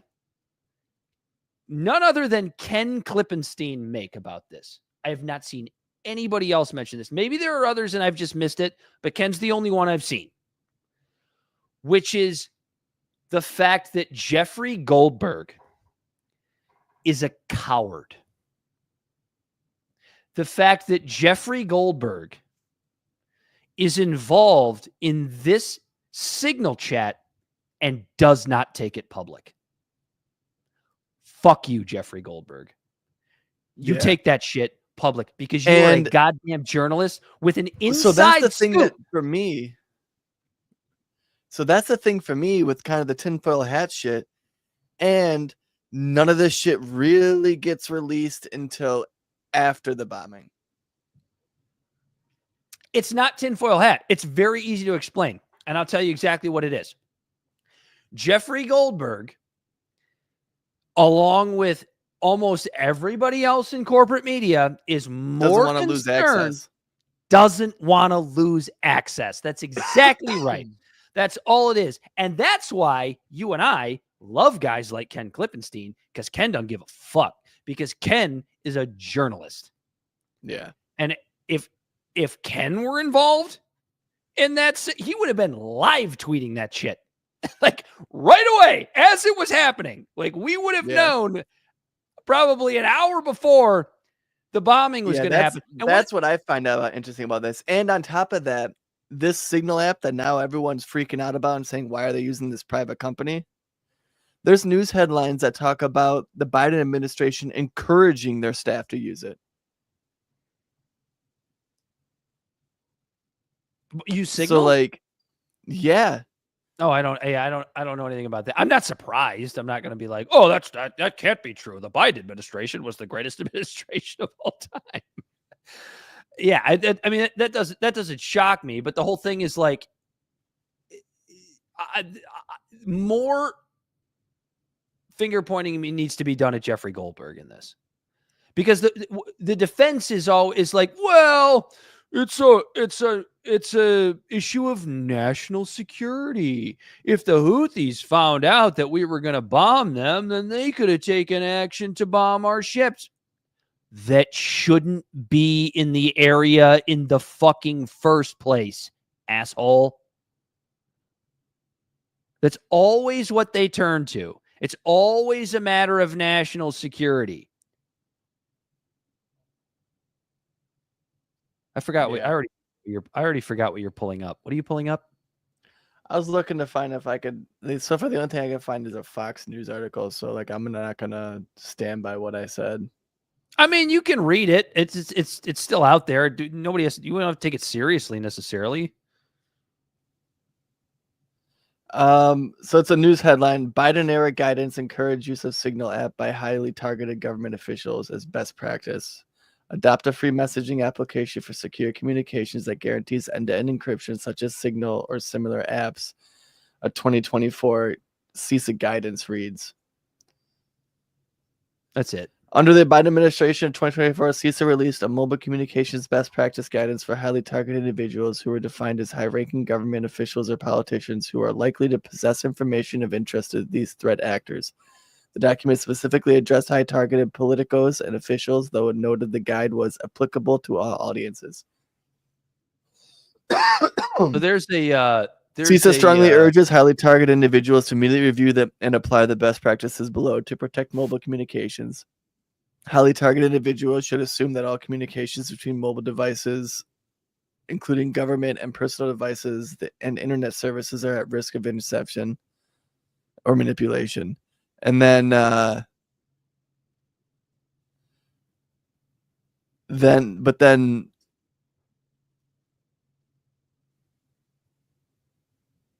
nope. Yeah, that's the only one I can find about it. That's the only one I can find about it. That's right. We can take it with a grain of salt. So Ken had a great quote on his Substack, and this is Ken Klippenstein's principle. This is what makes him a great journalist. This is why we follow him. This is why I read his shit. That's why I recommend everybody else read his shit. The media isn't or shouldn't be in the business of helping the government. Hunter S. Thompson would have said the same thing, right? Everybody loves Hunter S. Thompson. Like an attorney, the media are supposed to have a duty to their client. Who's their client? Us, you, me, the public. That's their client, but that's not what they do. It would be like having a defense attorney that shuffles the deck in favor of the prosecution. That's what so much of the media is right now, and it's gross. Follow Ken Klippenstein. Read Ken Klippenstein. Let's see. What else did I have on here as far as Ken's stuff on this? Because he went pretty deep into it. Goldberg is a coward. I wonder where I got that from. The Atlantic's decision to withhold newsworthy Trump admin texts over vague national security concerns. I like the use of the term vague there. Is part of a disturbing trend in which media sees itself as an adjunct of the government. And that just reminded me of something else. It's this idea that not only do people like Jeffrey Goldberg and others in the media want to maintain their access, but it's also this idea that the American public isn't ready for this. The American public isn't ready or is too stupid to understand the idea for the actual reasons why we're bombing Yemen. We don't want to have a public opinion on this until the innocent people have already been killed. That's right. The way so much of that's the idea of so much of the gatekeeper media here. You're too dumb. Let us handle it. We're the smart ones. You can't possibly understand this. That's kind of like something kind of like isn't adding up with this, right? Like the fact that he was a part of it, didn't release all of it, released that he knew about it like kind of already after the bombing happened, and then Trump giving Mike Waltz a pass. They're using a third-party app. Like I don't know. A lot of weird shit about this. Like, are Yeah, I mean, they trying to create a false narrative to like take the heat off of something else? Is Mike Waltz going to end up being the fall guy? And then like this, it's like, well, they washed their hands of this, but meanwhile, while this was happening, a bunch of other shit was happening. Oh, we'll find out. Ken Klippenstein will be all over it. It's kind of weird. Let's in get the words into of Tim JD Waltz. Vance. That's just weird. We're just a bunch of humble knuckleheads. What else are we gonna do? I feel like Tim. Just as a side note, I feel like Tim Waltz's farts reek. I don't know why. He just looks like a guy who just has some sulfur farts. They're all SBDs. Can you shut up? That's actual audio from Tim Waltz. Let's get into the JD Vance angle of this, unless you had anything else to add with the Jeffrey Goldberg being a coward portion of it. Nope, I ain't got much to add. He's bored. Sorry, I'm yawning a little bit. You have the signal. You have the actual signal messages, right? that are making the rounds. So JD Vance made it known that his opinion was that the bombing of Yemen would be a mistake. Right. And I'm going to give. Go ahead. I'll let you read the messages. So it starts off with Pete Hegseth. Team update. Time now, 11:44 ET. Weather is favorable. Just confirmed with CENTCOM. We are go for mission launch. And then it goes on to talk about the different launches. 12:15, 13:45, 14:10. Right. It just talks about what they're going to use. F-18. Boring. Sea-based Tomahawks, Navy ships or whatever. And then he goes, more to follow per timeline. We are currently clean in OPSEC. Godspeed to our warriors. JD Vance responds, I will say a prayer for victory. Children. And then two people in Signal, apparently you can add emojis, likes, thumbs up, and stuff like that to messages. By the way, that's what Jeffrey Goldberg was reporting on. He was making fun of them for using emojis as they're fucking helping conduct a goddamn murder of civilians in Yemen. So two people gave the prayer emoji to JD Vance's fucking thing, and I'm wondering who that is. God is on our side. Jesus. So then Joe Kent responds. People are getting attacked. Joe Kent responds. There's nothing sensitive driving the timeline. We'll have the exact same options in a month. The Israelis will likely take strikes and therefore ask us for more support to replenish whatever they use against the Houthis. But that's a minor don't factor. do it. I will send you the unclassed data we pulled on BAM shipping. Ratcliffe goes, from CIA perspective, we are mobilizing assets to support now, but a delay would not negatively impact us, and additional time would be used to identify better starting points for coverage on Houthi leadership. So it's, what does Joe Kent do? What is he? I should know what he does. Go ahead and look up what Joe Kent. I'll look him up. Because right now it sounds like Radcliffe, with CIA. Radcliffe with CIA perspective saying that, okay, some more time wouldn't be bad. Joe Kent is saying that if it's done now or in a month, it doesn't matter. And then lead of the he's the lead of the National Counterterrorism Center. Whatever the fuck that means. That's a position that probably shouldn't exist. Hey Doge, where are you? Let's get rid of that position.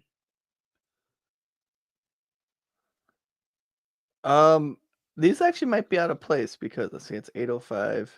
Is it out of order? Just get to the part where JD Vance is, where we're gonna give him a little bit of credit here. Okay, so at 8:22 he says that, and then at 8:26. So when did he say? Oh, okay. All right, I got it. So after JD Vance says he'll say a prayer for victory, Michael Waltz responds, team, you should have a statement of conclusions with taskings per the president's guidance this morning in your side inboxes. State and DoD develops suggested notifications lists for regional allies or partners. Joint Staff is sending this and a more specific sequence of events in the coming days, and we'll work with DoD to ensure the COS, OBP, and POTUS were briefed. Then JD Vance says, Team, I am out for the day doing an economic event in Michigan, but I think we are making a mistake. 3% of U.S. trade runs through the Suez. 40% of European trade does. There's a real risk that the public doesn't understand this or why it's necessary. The strongest reason to do this, as POTUS said, to send a message, but I am not sure the president is aware how inconsistent this is with the message on Europe right now. There's a further risk that we see a moderate to severe spike in oil prices. I am willing to support the consensus of the team and keep these concerns to myself, but there's a strong argument for delaying this a month, doing the messaging work on why this matters, seeing where the economy is, etc. That's when someone says there's nothing time sensitive driving the timeline. We'll have the exact same options in a month. And then Hegseth goes, I understand your concerns and fully support you raising with POTUS important considerations, most of which are tough to know how they play out. Economy, Ukraine, peace, Gaza, etc. I think messaging is going to be tough no matter what. Nobody knows who the Houthis are, which is why we would need to stay focused on 1, Biden failed, and 2, Iran funded. Waiting a few weeks or a month does not fundamentally change the calculus. Two immediate risks on waiting. What an asshole. What an asshole Pete Hegseth is for that last message, because it's about we're going to do this thing, and then when we get pushback, we're just going to blame it on Biden. We're going to do the same shit that Biden was doing by bombing poor people in a brown country at the behest of Israel, under the cloak of national security. Right. But here's what's also fucking weird about this, right? Because then Hegseth says, waiting a few weeks or a month does not fundamentally change the calculus. Two immediate risks on waiting. 1, this leaks and we look indecisive. 2, Israel takes an action first, or Gaza ceasefire falls apart, and we don't get to start this on our own terms, and we can manage both. We are prepared to execute, and if I had final go or no go vote, I believe we should. This is not about the Houthis. I see it as 2 things: restoring freedom of navigation and core national interests, and reestablish deterrence, which Biden cratered. You know what's so interesting about that I don't think is mentioned in any of this? When there was an actual ceasefire, until, of course, Israel broke it in certain different ways, the Houthis weren't launching rockets into the Suez Canal and the surrounding areas. Isn't that interesting? How, like, the ceasefire takes place and the Houthis, who aren't even a part of it, decide to go along with it. Yeah.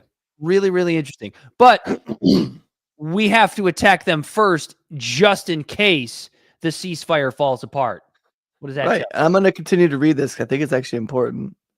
Okay, he goes, but we can easily pause, and if we do, I will do all we can to enforce 100% OPSEC. I welcome others' thoughts.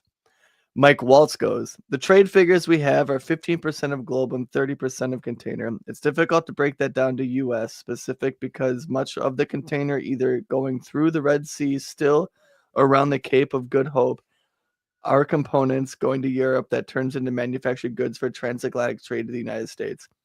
Whether we pull the plug or not today, European navies do not have the capability to defend against the types of sophisticated anti-ship cruise missiles and drones the Houthis are now using.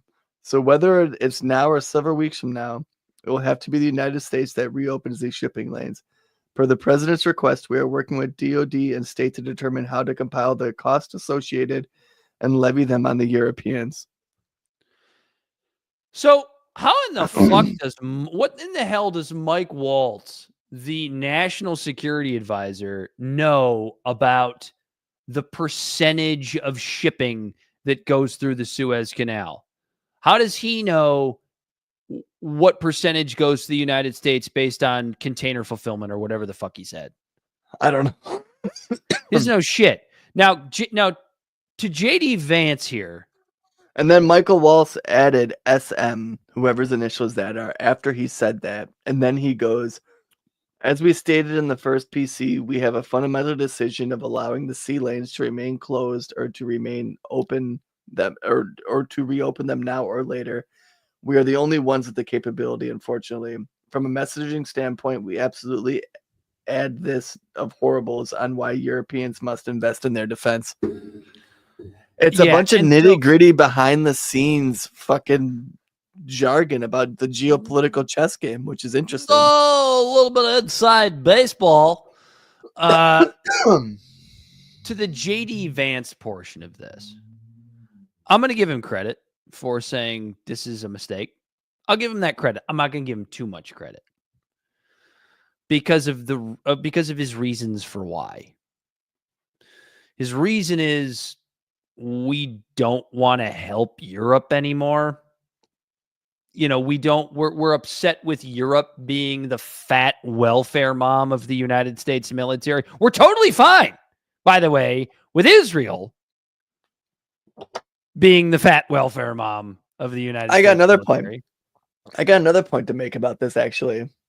Here we were for the last 4 years talking about how it was a ghost presidency with Biden with having dementia and not being a part of anything. And then here we have a bunch of people in our government who are just not elected by the people, just appointed by the president that was elected by the people, deciding who or not America is killing with the president not even being a part of it. And that's pretty interesting, isn't it? That's another interesting. We literally bitched about this we literally bitched about this being the problem with Biden for the last 4 fucking years. That's another. We're over here bitching about Biden using an auto pen, and that it might have been his staff because he had dementia. I will mention this caveat though. Was this a situation where Hegseth is messaging these people because he already got the okay from the president? Because I don't think that's much mentioned. If so, that does make it a little bit different because it's still coming in, and then Hegseth is just kind of getting in there and rallying the powers to make it happen. I would imagine that that's probably the case, but there's no way to know for sure. But yeah, JD Vance, his number one thing is just not wanting to help Europe with their shipping lanes anymore. It's not, hey, let's not kill civilians, or let's not light babies on fire, or let's stop being here in the first place and allow these people to live their lives and maybe conduct diplomacy and trade with them. It's like, we don't want to help Europe. So like, I give JD Vance the credit for saying it was a mistake. I don't give JD Vance any credit for it being like some sort of principled position. He's the one that looks the best coming out of this. 100%. I agree with that wholeheartedly. But I'm not going to give him too much credit here. He's the only one that looks like semi-okay out of anyone in that conversation. You know who looks the worst? Jeffrey Goldberg for being a fucking coward and not reporting on this when he should have. That's like, yeah, imagine if he actually leaked it when he saw this, like 2 days before. Yeah. If he had blown the whistle on this attack before it happened. When the whistle actually mattered. It's easy to blow the whistle after the kid in the pool drowns. Right. Yeah. You got it. You got anything else to add to this? Any other philosophical tidbits from your class? Well, I mean, so like I mentioned it earlier, and one thing that did, like, it pissed me off, and like it kind of hit home for me with this whole Trump administration cracking down on colleges for protesting, which were essentially just exercising the First Amendment right. And we had a philosophical conversation in my class regarding protesting. And the teacher asked, like, have you protested? Like, talking about, because like it was like Plato that said that it's our duty to disobey any moral law. Okay. Like, for example, something like slavery or something back when it was legal. Because like there was a time when owning people was legal. And just because it's legal doesn't make it moral, right? Like everyone like knows those basic things. And so there was a conversation like that. And then they asked for it, she asked for an example of what we thought was an immoral law. I tried to keep it light with the class, you know, because I don't think anyone in that class dives into politics like I do. So I went with private prisons. And how, like, and then actually I didn't go light, because then I brought up the 13th Amendment and how it's a great amendment, but there's a huge caveat that people can still be imprisoned and used for slavery, and how we use them for agriculture and fighting fires and putting themselves in danger. You know, and like went on this whole thing of how it's traded on the stock market and based on bed occupancy, and these people like make people stay in their fucking prison sentences longer than they have to because these private companies have to meet a quota with the state, and it incentivizes them to put more people in there. Yeah, so went off on my whole thing, and then I was like, yeah, you know, I dabbled in protests and I did this and that, and everyone's talking about their protests and stuff, and there are people in our class that have names of very foreign people, and I'm not going to assume that they weren't born here. They probably were born here. We have the biggest Middle Eastern population outside of the Middle East in Metro Detroit. So I'm not going to assume. They took our jobs. So everyone, you know, was posting this stuff, and I was actually reading the different posts and things like that. And then 2 days ago, our teacher messaged all of us and said that she deleted the conversation. We still have our grade, but she deleted the conversation for the safety of everyone in the class.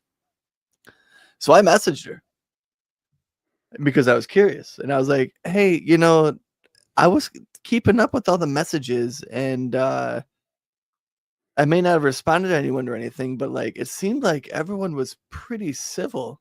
Can I only assume that the messages were deleted, like because of the political landscape? And she said, yeah, everyone in the class was civil, and yeah, I just don't want to get anyone in any sort of guff. And then she said, discretion is like, actually, I'm going to read exactly how she said it because she worded it better than I could. But she goes, yes, you were all very civil. And she goes, yes, you were all very civil and interesting. This is very much being proactive. Discretion being the better part of valor. Which side are you on? Which side are you on? And like you guys, like, this could be some sort of virtue signaling thing, right? This could be some sort of, you know, like thing from the like overreaction, maybe. But there's a fine line between overreacting and being proactive. I don't know how we got a hold of it, Corey, but I have actual audio from that professor as she was deleting that text thread. You take forever to say nothing. Yeah, she's like, fuck all these kids. Yeah, fuck them kids. Your professor sounds like Homer Simpson. But the fact that like a random fucking philosophy teacher, you know, at a community college felt that she might, like, not because people said mean words in the group, like that's almost something you would expect with the whole safe space thing in college, right? You're not that people smart. were being mean to each other. Showing off on friggin' TV and so again. But no, she just said she was being just using discretion, and then like, yeah, I'm just gonna take this one down because of the fact that we literally have people who are going to school in our country that are being deported for using fucking words. Like she's the admin of a fucking Facebook group or something. Well, no. I get the idea of really easily being cynical about it, right? Like I get that because like I've also like I have one leg in that side of the fence about being cynical about it. But the other side of it is obviously there's good intention here. And she's the teacher and she is seeing schools get defunded. She's seeing people literally being arrested and deported over fucking words. And a lot of it is about protesting. And the fact that we live in America and we live in a country that's supposed to have freedom of fucking speech, my teacher now has to delete words that we wrote down when we were just expressing our opinion because she's afraid that it might get people snagged. because people are getting snagged. She didn't have to, but the reality is people are getting snagged. Right. I mean, I get it, but that's the whole being pressured into censoring yourself based on government power, right? Like, right. She could have taken the free speech road on that. And I would argue that she should have. As individuals, we should. But she prompts people, like compels people to say some things that they might not want the government to see, that the government might see and then come after them for. That's the government that we're dealing with right now. It's a form of self-censorship. Which is a choice. I mean, we can all, right. But so that's the argument, right? Like, it's a form of self-censorship, but she compelled that speech because it was an assignment. And then she felt responsible because she compelled speech of just a bunch of 18-year-old kids. I don't know, man. Do you think? I'm pissed because if I would have known, I would have saved my work. And like, I would have read it on here to say what I said, because I do not believe in any form of censorship. And the words that I use, absolutely, I'll go and say it to the fucking president's face, but I'm also a natural born citizen, so I have a little bit of privilege. I can say this. I can say this because she's not my professor. I wouldn't expect you to say this. Again, hey, look, a little bit of form of self-censorship there. It was about her job. That's my opinion. That's my opinion. The cynical point. Sure, it's about her job. Right. And right. But what would have been threatening her job? Pressure from the administration, who's being pressured by the government. But again, what are your principles? Regardless, it's the fucking government pressuring free speech. That's what I'm saying. But like, it's the whole. I don't mean to be hyperbolic about this, but it's like, are you the kind of person that's willing to go to prison for your words, or for your, not even for, in this case, because they weren't her words. But they weren't. Well, that's the thing. They weren't her words. Are you willing to go? A bunch of young kids who didn't really don't have a full grasp of what might possibly be happening in our country, and she compelled them to use speech based on an assignment for points, or you could possibly fail the class. That you have to like talk about this, and then where they might be uncomfortable talking about it, but they talked about it because they needed to get a grade. But she didn't compel anybody to say anything specifically. No, but you're also dealing with a bunch of young kids that might not realize the gravity of their words. I don't know. You heard it here first, folks. It was sad to see. Corey likes censorship. He's a no. I don't like censorship. I'm the exact opposite of government chill. What I'm saying is, she may have felt compelled to delete this thing, and it's a trivial fucking thing, right? It's just a stupid bullshit. Fucking, like, I got the points.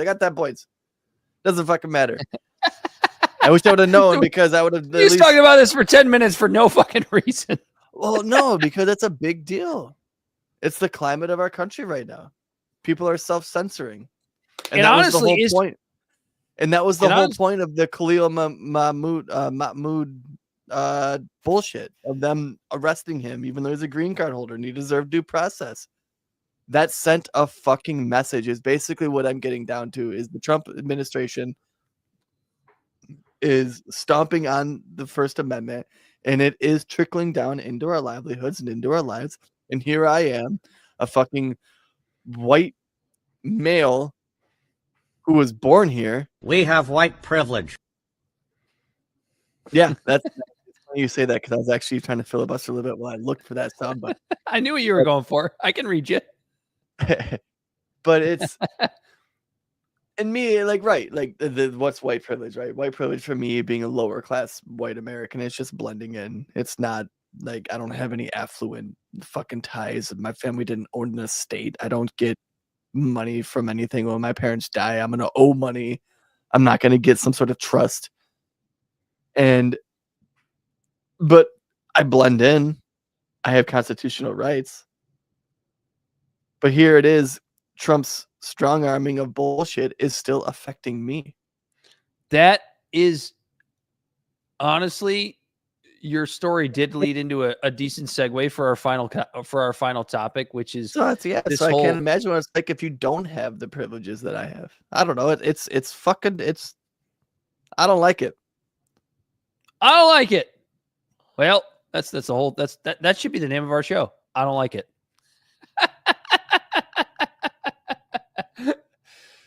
This whole deporting people to El Salvador prisons is such an unbelievable violation of I'm not even gonna like roll into like the Constitution, but just like basic human decency, because this is a situation where you're not having people deported because they're here illegally back to their country of origin. Like we've been going through that forever, right? Like you're here illegally, we find you, commit a crime, don't commit a crime, we grab you, ICE grabs you, ships you out to your country of origin, right? Like that's the normal legal pathway to deporting someone. Now we're just picking soccer players up with crown tattoos, saying they're a part of a Venezuelan gang, and just shipping them to, and anybody can look this up, one of the worst prisons on planet Earth, to maybe never be able to leave again with zero due process. And I've heard decent conservative thinkers talk about, well, why is it so important that we have due process for illegal immigrants? They've broken the law, they're here illegally, they need to leave.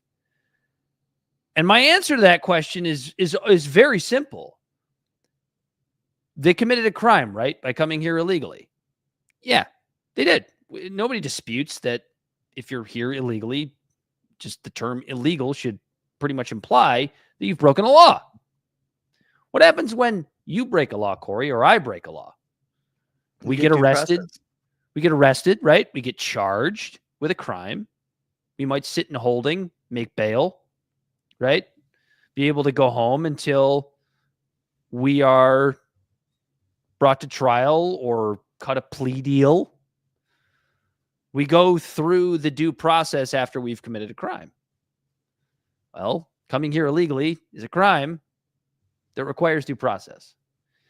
Because I think there's a faction of this country that believes, I think wrongly, and we can have this debate, but I think wrongly, that the Constitution only applies to American citizens. There are very smart ways in which people have made that point, but nothing that's convinced me. The Constitution isn't designed to protect citizens, right? The concept of citizenship is just the idea that you're here legally and permanently. You're here permanently and legally. But it doesn't give you like a special privilege to constitutional rights. If you're in the United States, the way that I interpret the Constitution, you have constitutional rights. Now, there have been ways in which certain laws have been passed over the decades and centuries that have kind of watered that concept down.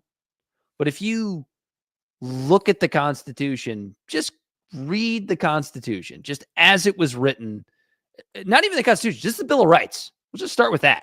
Start with the Bill of Rights. You read the Bill of Rights, just as they were originally written, and it just tells me that if you're in the United States, you have these rights. And why do you have these rights? And this is the last point I'll make, Corey, and then I'll let you go. Another common misconception about not only the Bill of Rights, but the Constitution. Like if you just go up to somebody on the street, somebody that might even be decently intelligent, right? Average IQ, slightly above average IQ. You ask them, what does the Constitution or what does the Bill of Rights do? You know what the most common answer is? It's the wrong answer, which is it gives us our rights. No, it protects our rights. It doesn't give us our rights. You No, know this, those Corey. rights are inalienable. Those rights are inalienable, given to us by God or the Creator, and all the Bill of Rights. No, yeah, don't say God, say Creator. Like that's important if we're trying to stick to the deity, the Creator. A lot of the founding fathers were creationists, but not specifically Christian. Fucking Jefferson was ripping out all the red letters in the Bible. The point is a government does not give you rights. The only thing a government does essentially is take them away. So the Constitution is designed to protect those inalienable rights and put a stranglehold on the government from being able to take those rights away from you. It doesn't give you anything. So why should the place of your geographic birth or the place of your citizenship make any difference in whether or not the Constitution protects those rights from you if you are standing on American soil? It doesn't. I don't have a problem with quote unquote deporting illegals, right? Just to say it like, your racist grandfather might. So it's those bastards who always fucking write bills for our Constitution. So I'm looking at the 14th Amendment right now, right? And it's one of those bills that is up to interpretation when it comes to they all the are due process for people, right? So it says all persons born or naturalized in the United States and subject to the jurisdiction thereof are citizens of the United States and of the state wherein they reside. No state shall make or enforce any law which shall abridge the privileges or immunities of citizens of the United States. Semicolon. Nor shall any state deprive any person of life, liberty, or property without due process of law, nor deny to any person within its jurisdiction the equal protection of the laws. Right. So the first part, that's up to interpretation, but yeah, the first part makes it sound like it's about citizens, but then there's a semicolon. You don't even need the first part. Any person within its jurisdiction. Any person, not any citizen. Like if you're not going to give them due process and you say they came into the country illegally, right? And according to our law, they might have, but if they're not if you're saying that they're outside of that jurisdiction, then was it illegal to them because they're not within the jurisdiction when they broke the fucking law? It's so funny because, right? Does that make sense what I'm saying? It does. And it's funny because they're only acceptable to the law under their state. So when they leave Mexico, I don't think it's in Mexico's fucking constitution that it's illegal to break into America. I don't think it's explicitly stated. Leaving here and going to another country is illegal. No, you're within the jurisdiction of the country you went into. Yeah. And in this country, if you're within our jurisdiction, you get the due process. We give it to fucking terrorists. And the next point I would make on this is that the Trump administration is invoking the Alien Enemies Act when it comes to this. Do you know when the last time that act was used? I'm sure you do. Was it FDR? It's probably FDR. It was Japanese internment. Throwing Japanese people in prison for their ethnicity. But in a neoliberal fashion, they just outsource it. They don't even do the work and build their own camps. Nope, they just outsource it. I mean, that's Trump. That's just Corey. That's just Trump being a great businessman. What can I say? God damn it! No, like this is like when we sat here on this very show, and you can go back to probably December of 2024 after the election, shortly before the election, around the election, and we sat here on this show. And we made fun of all the liberals that were calling Trump a fascist, calling Trump a dictator, calling Trump any more authoritarian than the Democratic Party was. I don't think we necessarily denied that Trump would be an authoritarian, but I think we also had the caveat of, is it any worse than the Democratic Party? And I still stand by that point. However, this is the kind of shit right here that makes those awful people look good. Mm-hmm. Because that's what this is. Dan Carlin, he recently came out with a Common Sense episode. And he brought up a good point. He often refers to his stepfather, who he just thinks was like a very wise person. And he talks about how something like this motivates people to push harder against your agenda. To where if you're trying to do an agenda as president, where you have this agenda, why are you doing things intentionally that is going to rile up everyone who wants to stop your agenda and fight against it, fight harder? What's the fucking point of that? I'm gonna tell you why, because I think I know how Trump is viewing this. I don't know for sure. I'm not in his head. I've never met the man. But like we talked about at the top of the episode, Trump is very shallow. Trump is very short-sighted. Trump is very like, what's next?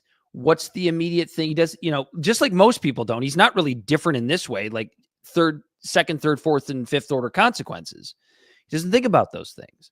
So this is a situation where Trump is using this threat of being thrown in an El Salvadorian prison, maybe for the rest of your life, as a deterrent. Like I just talked about. Yeah. Right. The messaging. It's a deterrent for any other, illegal immigrants that, his constituents can't stand from entering the country. I don't think he looks at it any deeper than that. I really don't, because let's be really, really honest about what Trump has done with regards to the cleaning up of illegals, or whatever weird fucking genocidal terminology you want to use.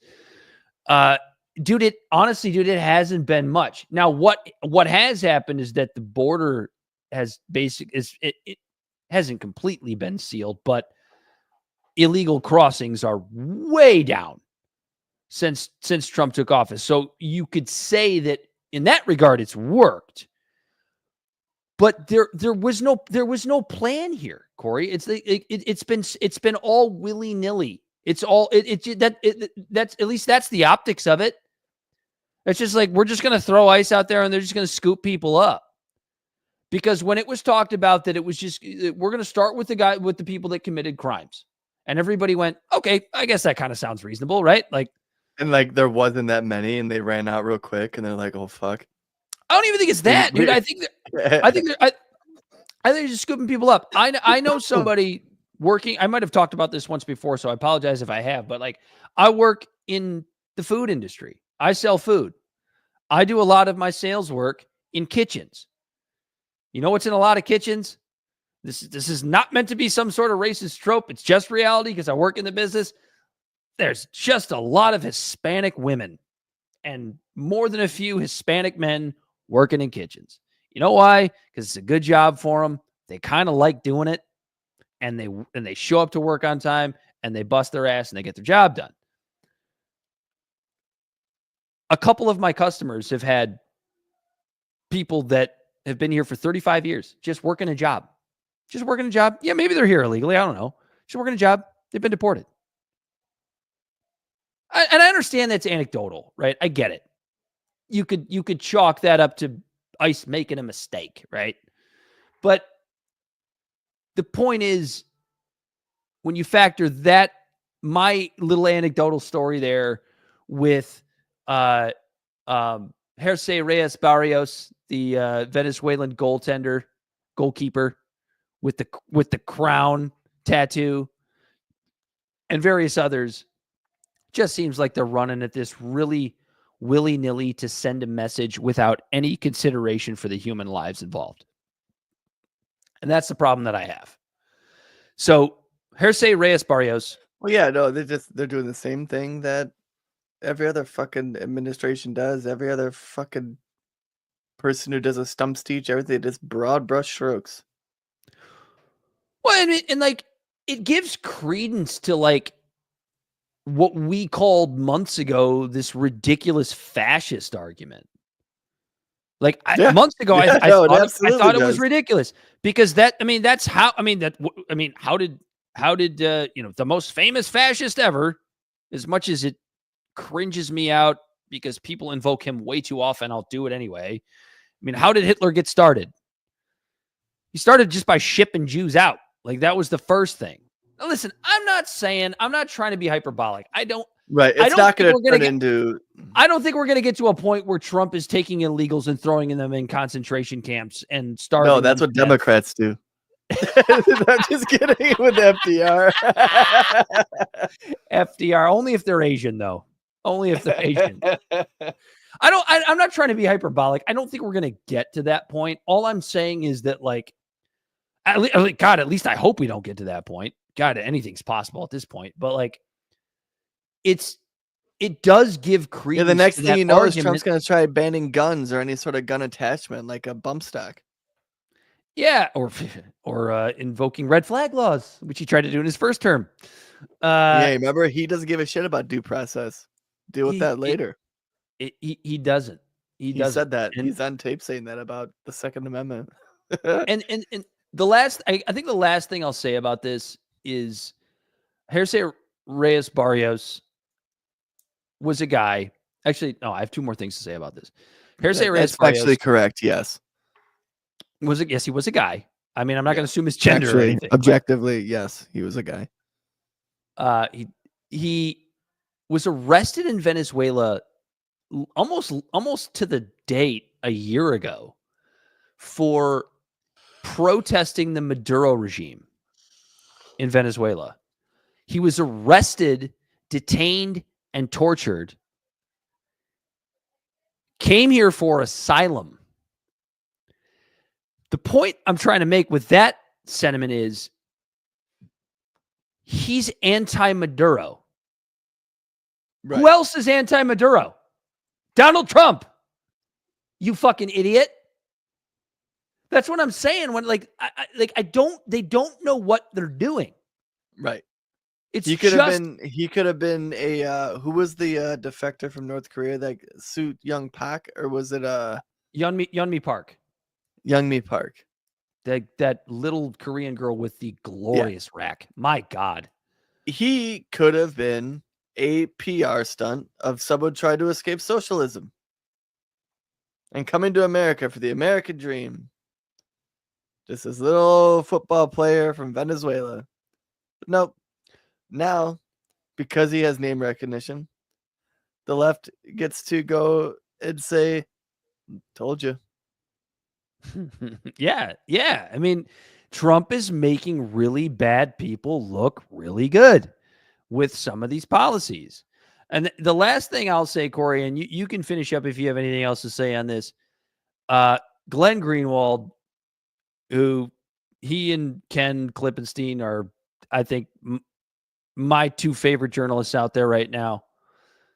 Glenn Greenwald made a fantastic point about essentially how we just never learn and just keep repeating the same bullshit over and over. Because Jersey Reyes Barrios was suspected of being part of the Tren de Aragua gang in Venezuela, a Venezuelan gang. But he's from El Salvador. No, he's from Venezuela. He's from Venezuela. Yeah. Sorry. He was sent to El Salvador. He was suspected of this based on a tattoo that didn't even turn out to be anything resembling Tren de Aragua other than it having a crown on it, which, by the way, it was just a tattoo of Real Madrid, which is one of the most famous soccer teams in the world, and a lot of people love them, even here in the United States. And he was. Well, Dan, I'll tell you what, we told the Crown in 1776 to kick That's right, brother. We're doing it again today. That's right, brother. By the way, a lot of Hispanic men have crown tattoos. It's just, I don't know what it is, but they love crown tattoos. So, like, if we're just deporting people, for just deporting people with crown tattoos. I guess brown people, you got a lot to watch out for. But Glenn Greenwald's point was this. He was suspected of being a member of a Venezuelan gang, which, if I'm not mistaken, is on a terrorist watch list. So Glenn Greenwald's point is this. It's almost like it's 2002 all over again. Neocons have just changed from fear-mongering Islamic terrorists to illegal immigrant terrorists. See how they just flip the narrative of who they're looking at? And if you're just decided to be a terrorist, you get thrown in ghetto. Easy it was. It was so easy. And people go along right with it. Right. And people on the right are cheering this on. And it's like, dude, like, what the fuck? You saw this happen to your whole little mega crew get fucking obliterated with this shit for the last 4 fucking years. Dude, you made the January 6th. Like for real. Like all these, they were all being labeled as white supremacist groups.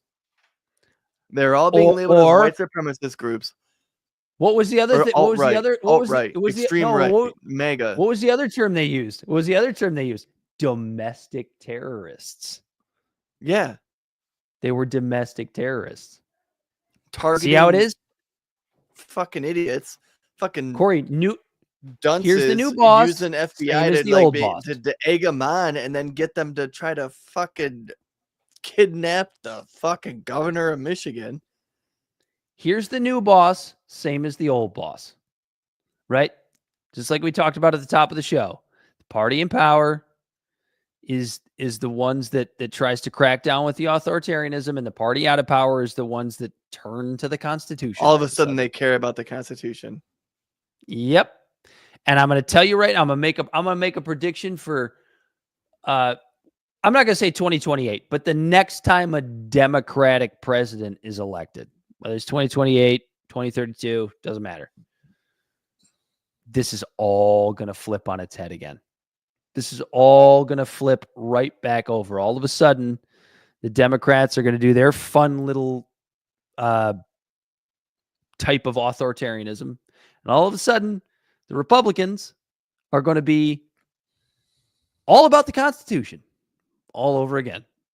And we're going to go back and forth until the day we die. So this is our last episode, folks. There's no reason for us to talk anymore. Yeah, we figured it out. To go until we die.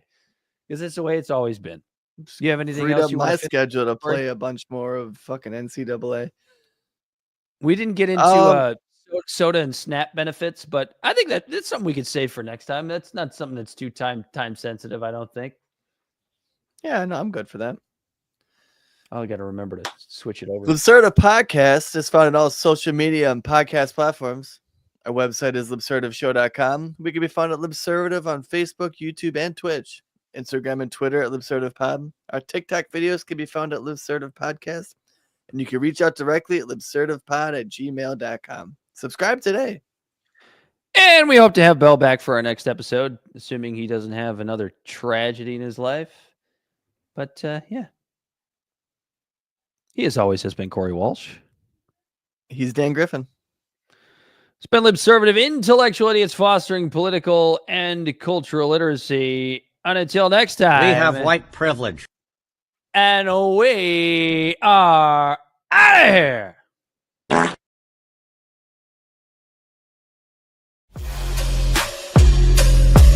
The great fundamental issue now before our people.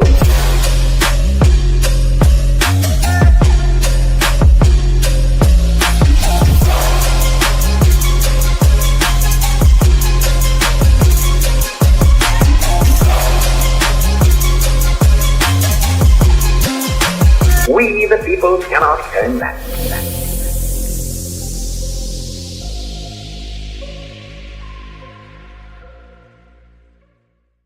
Somebody must lead, or else the fight would not be made at all.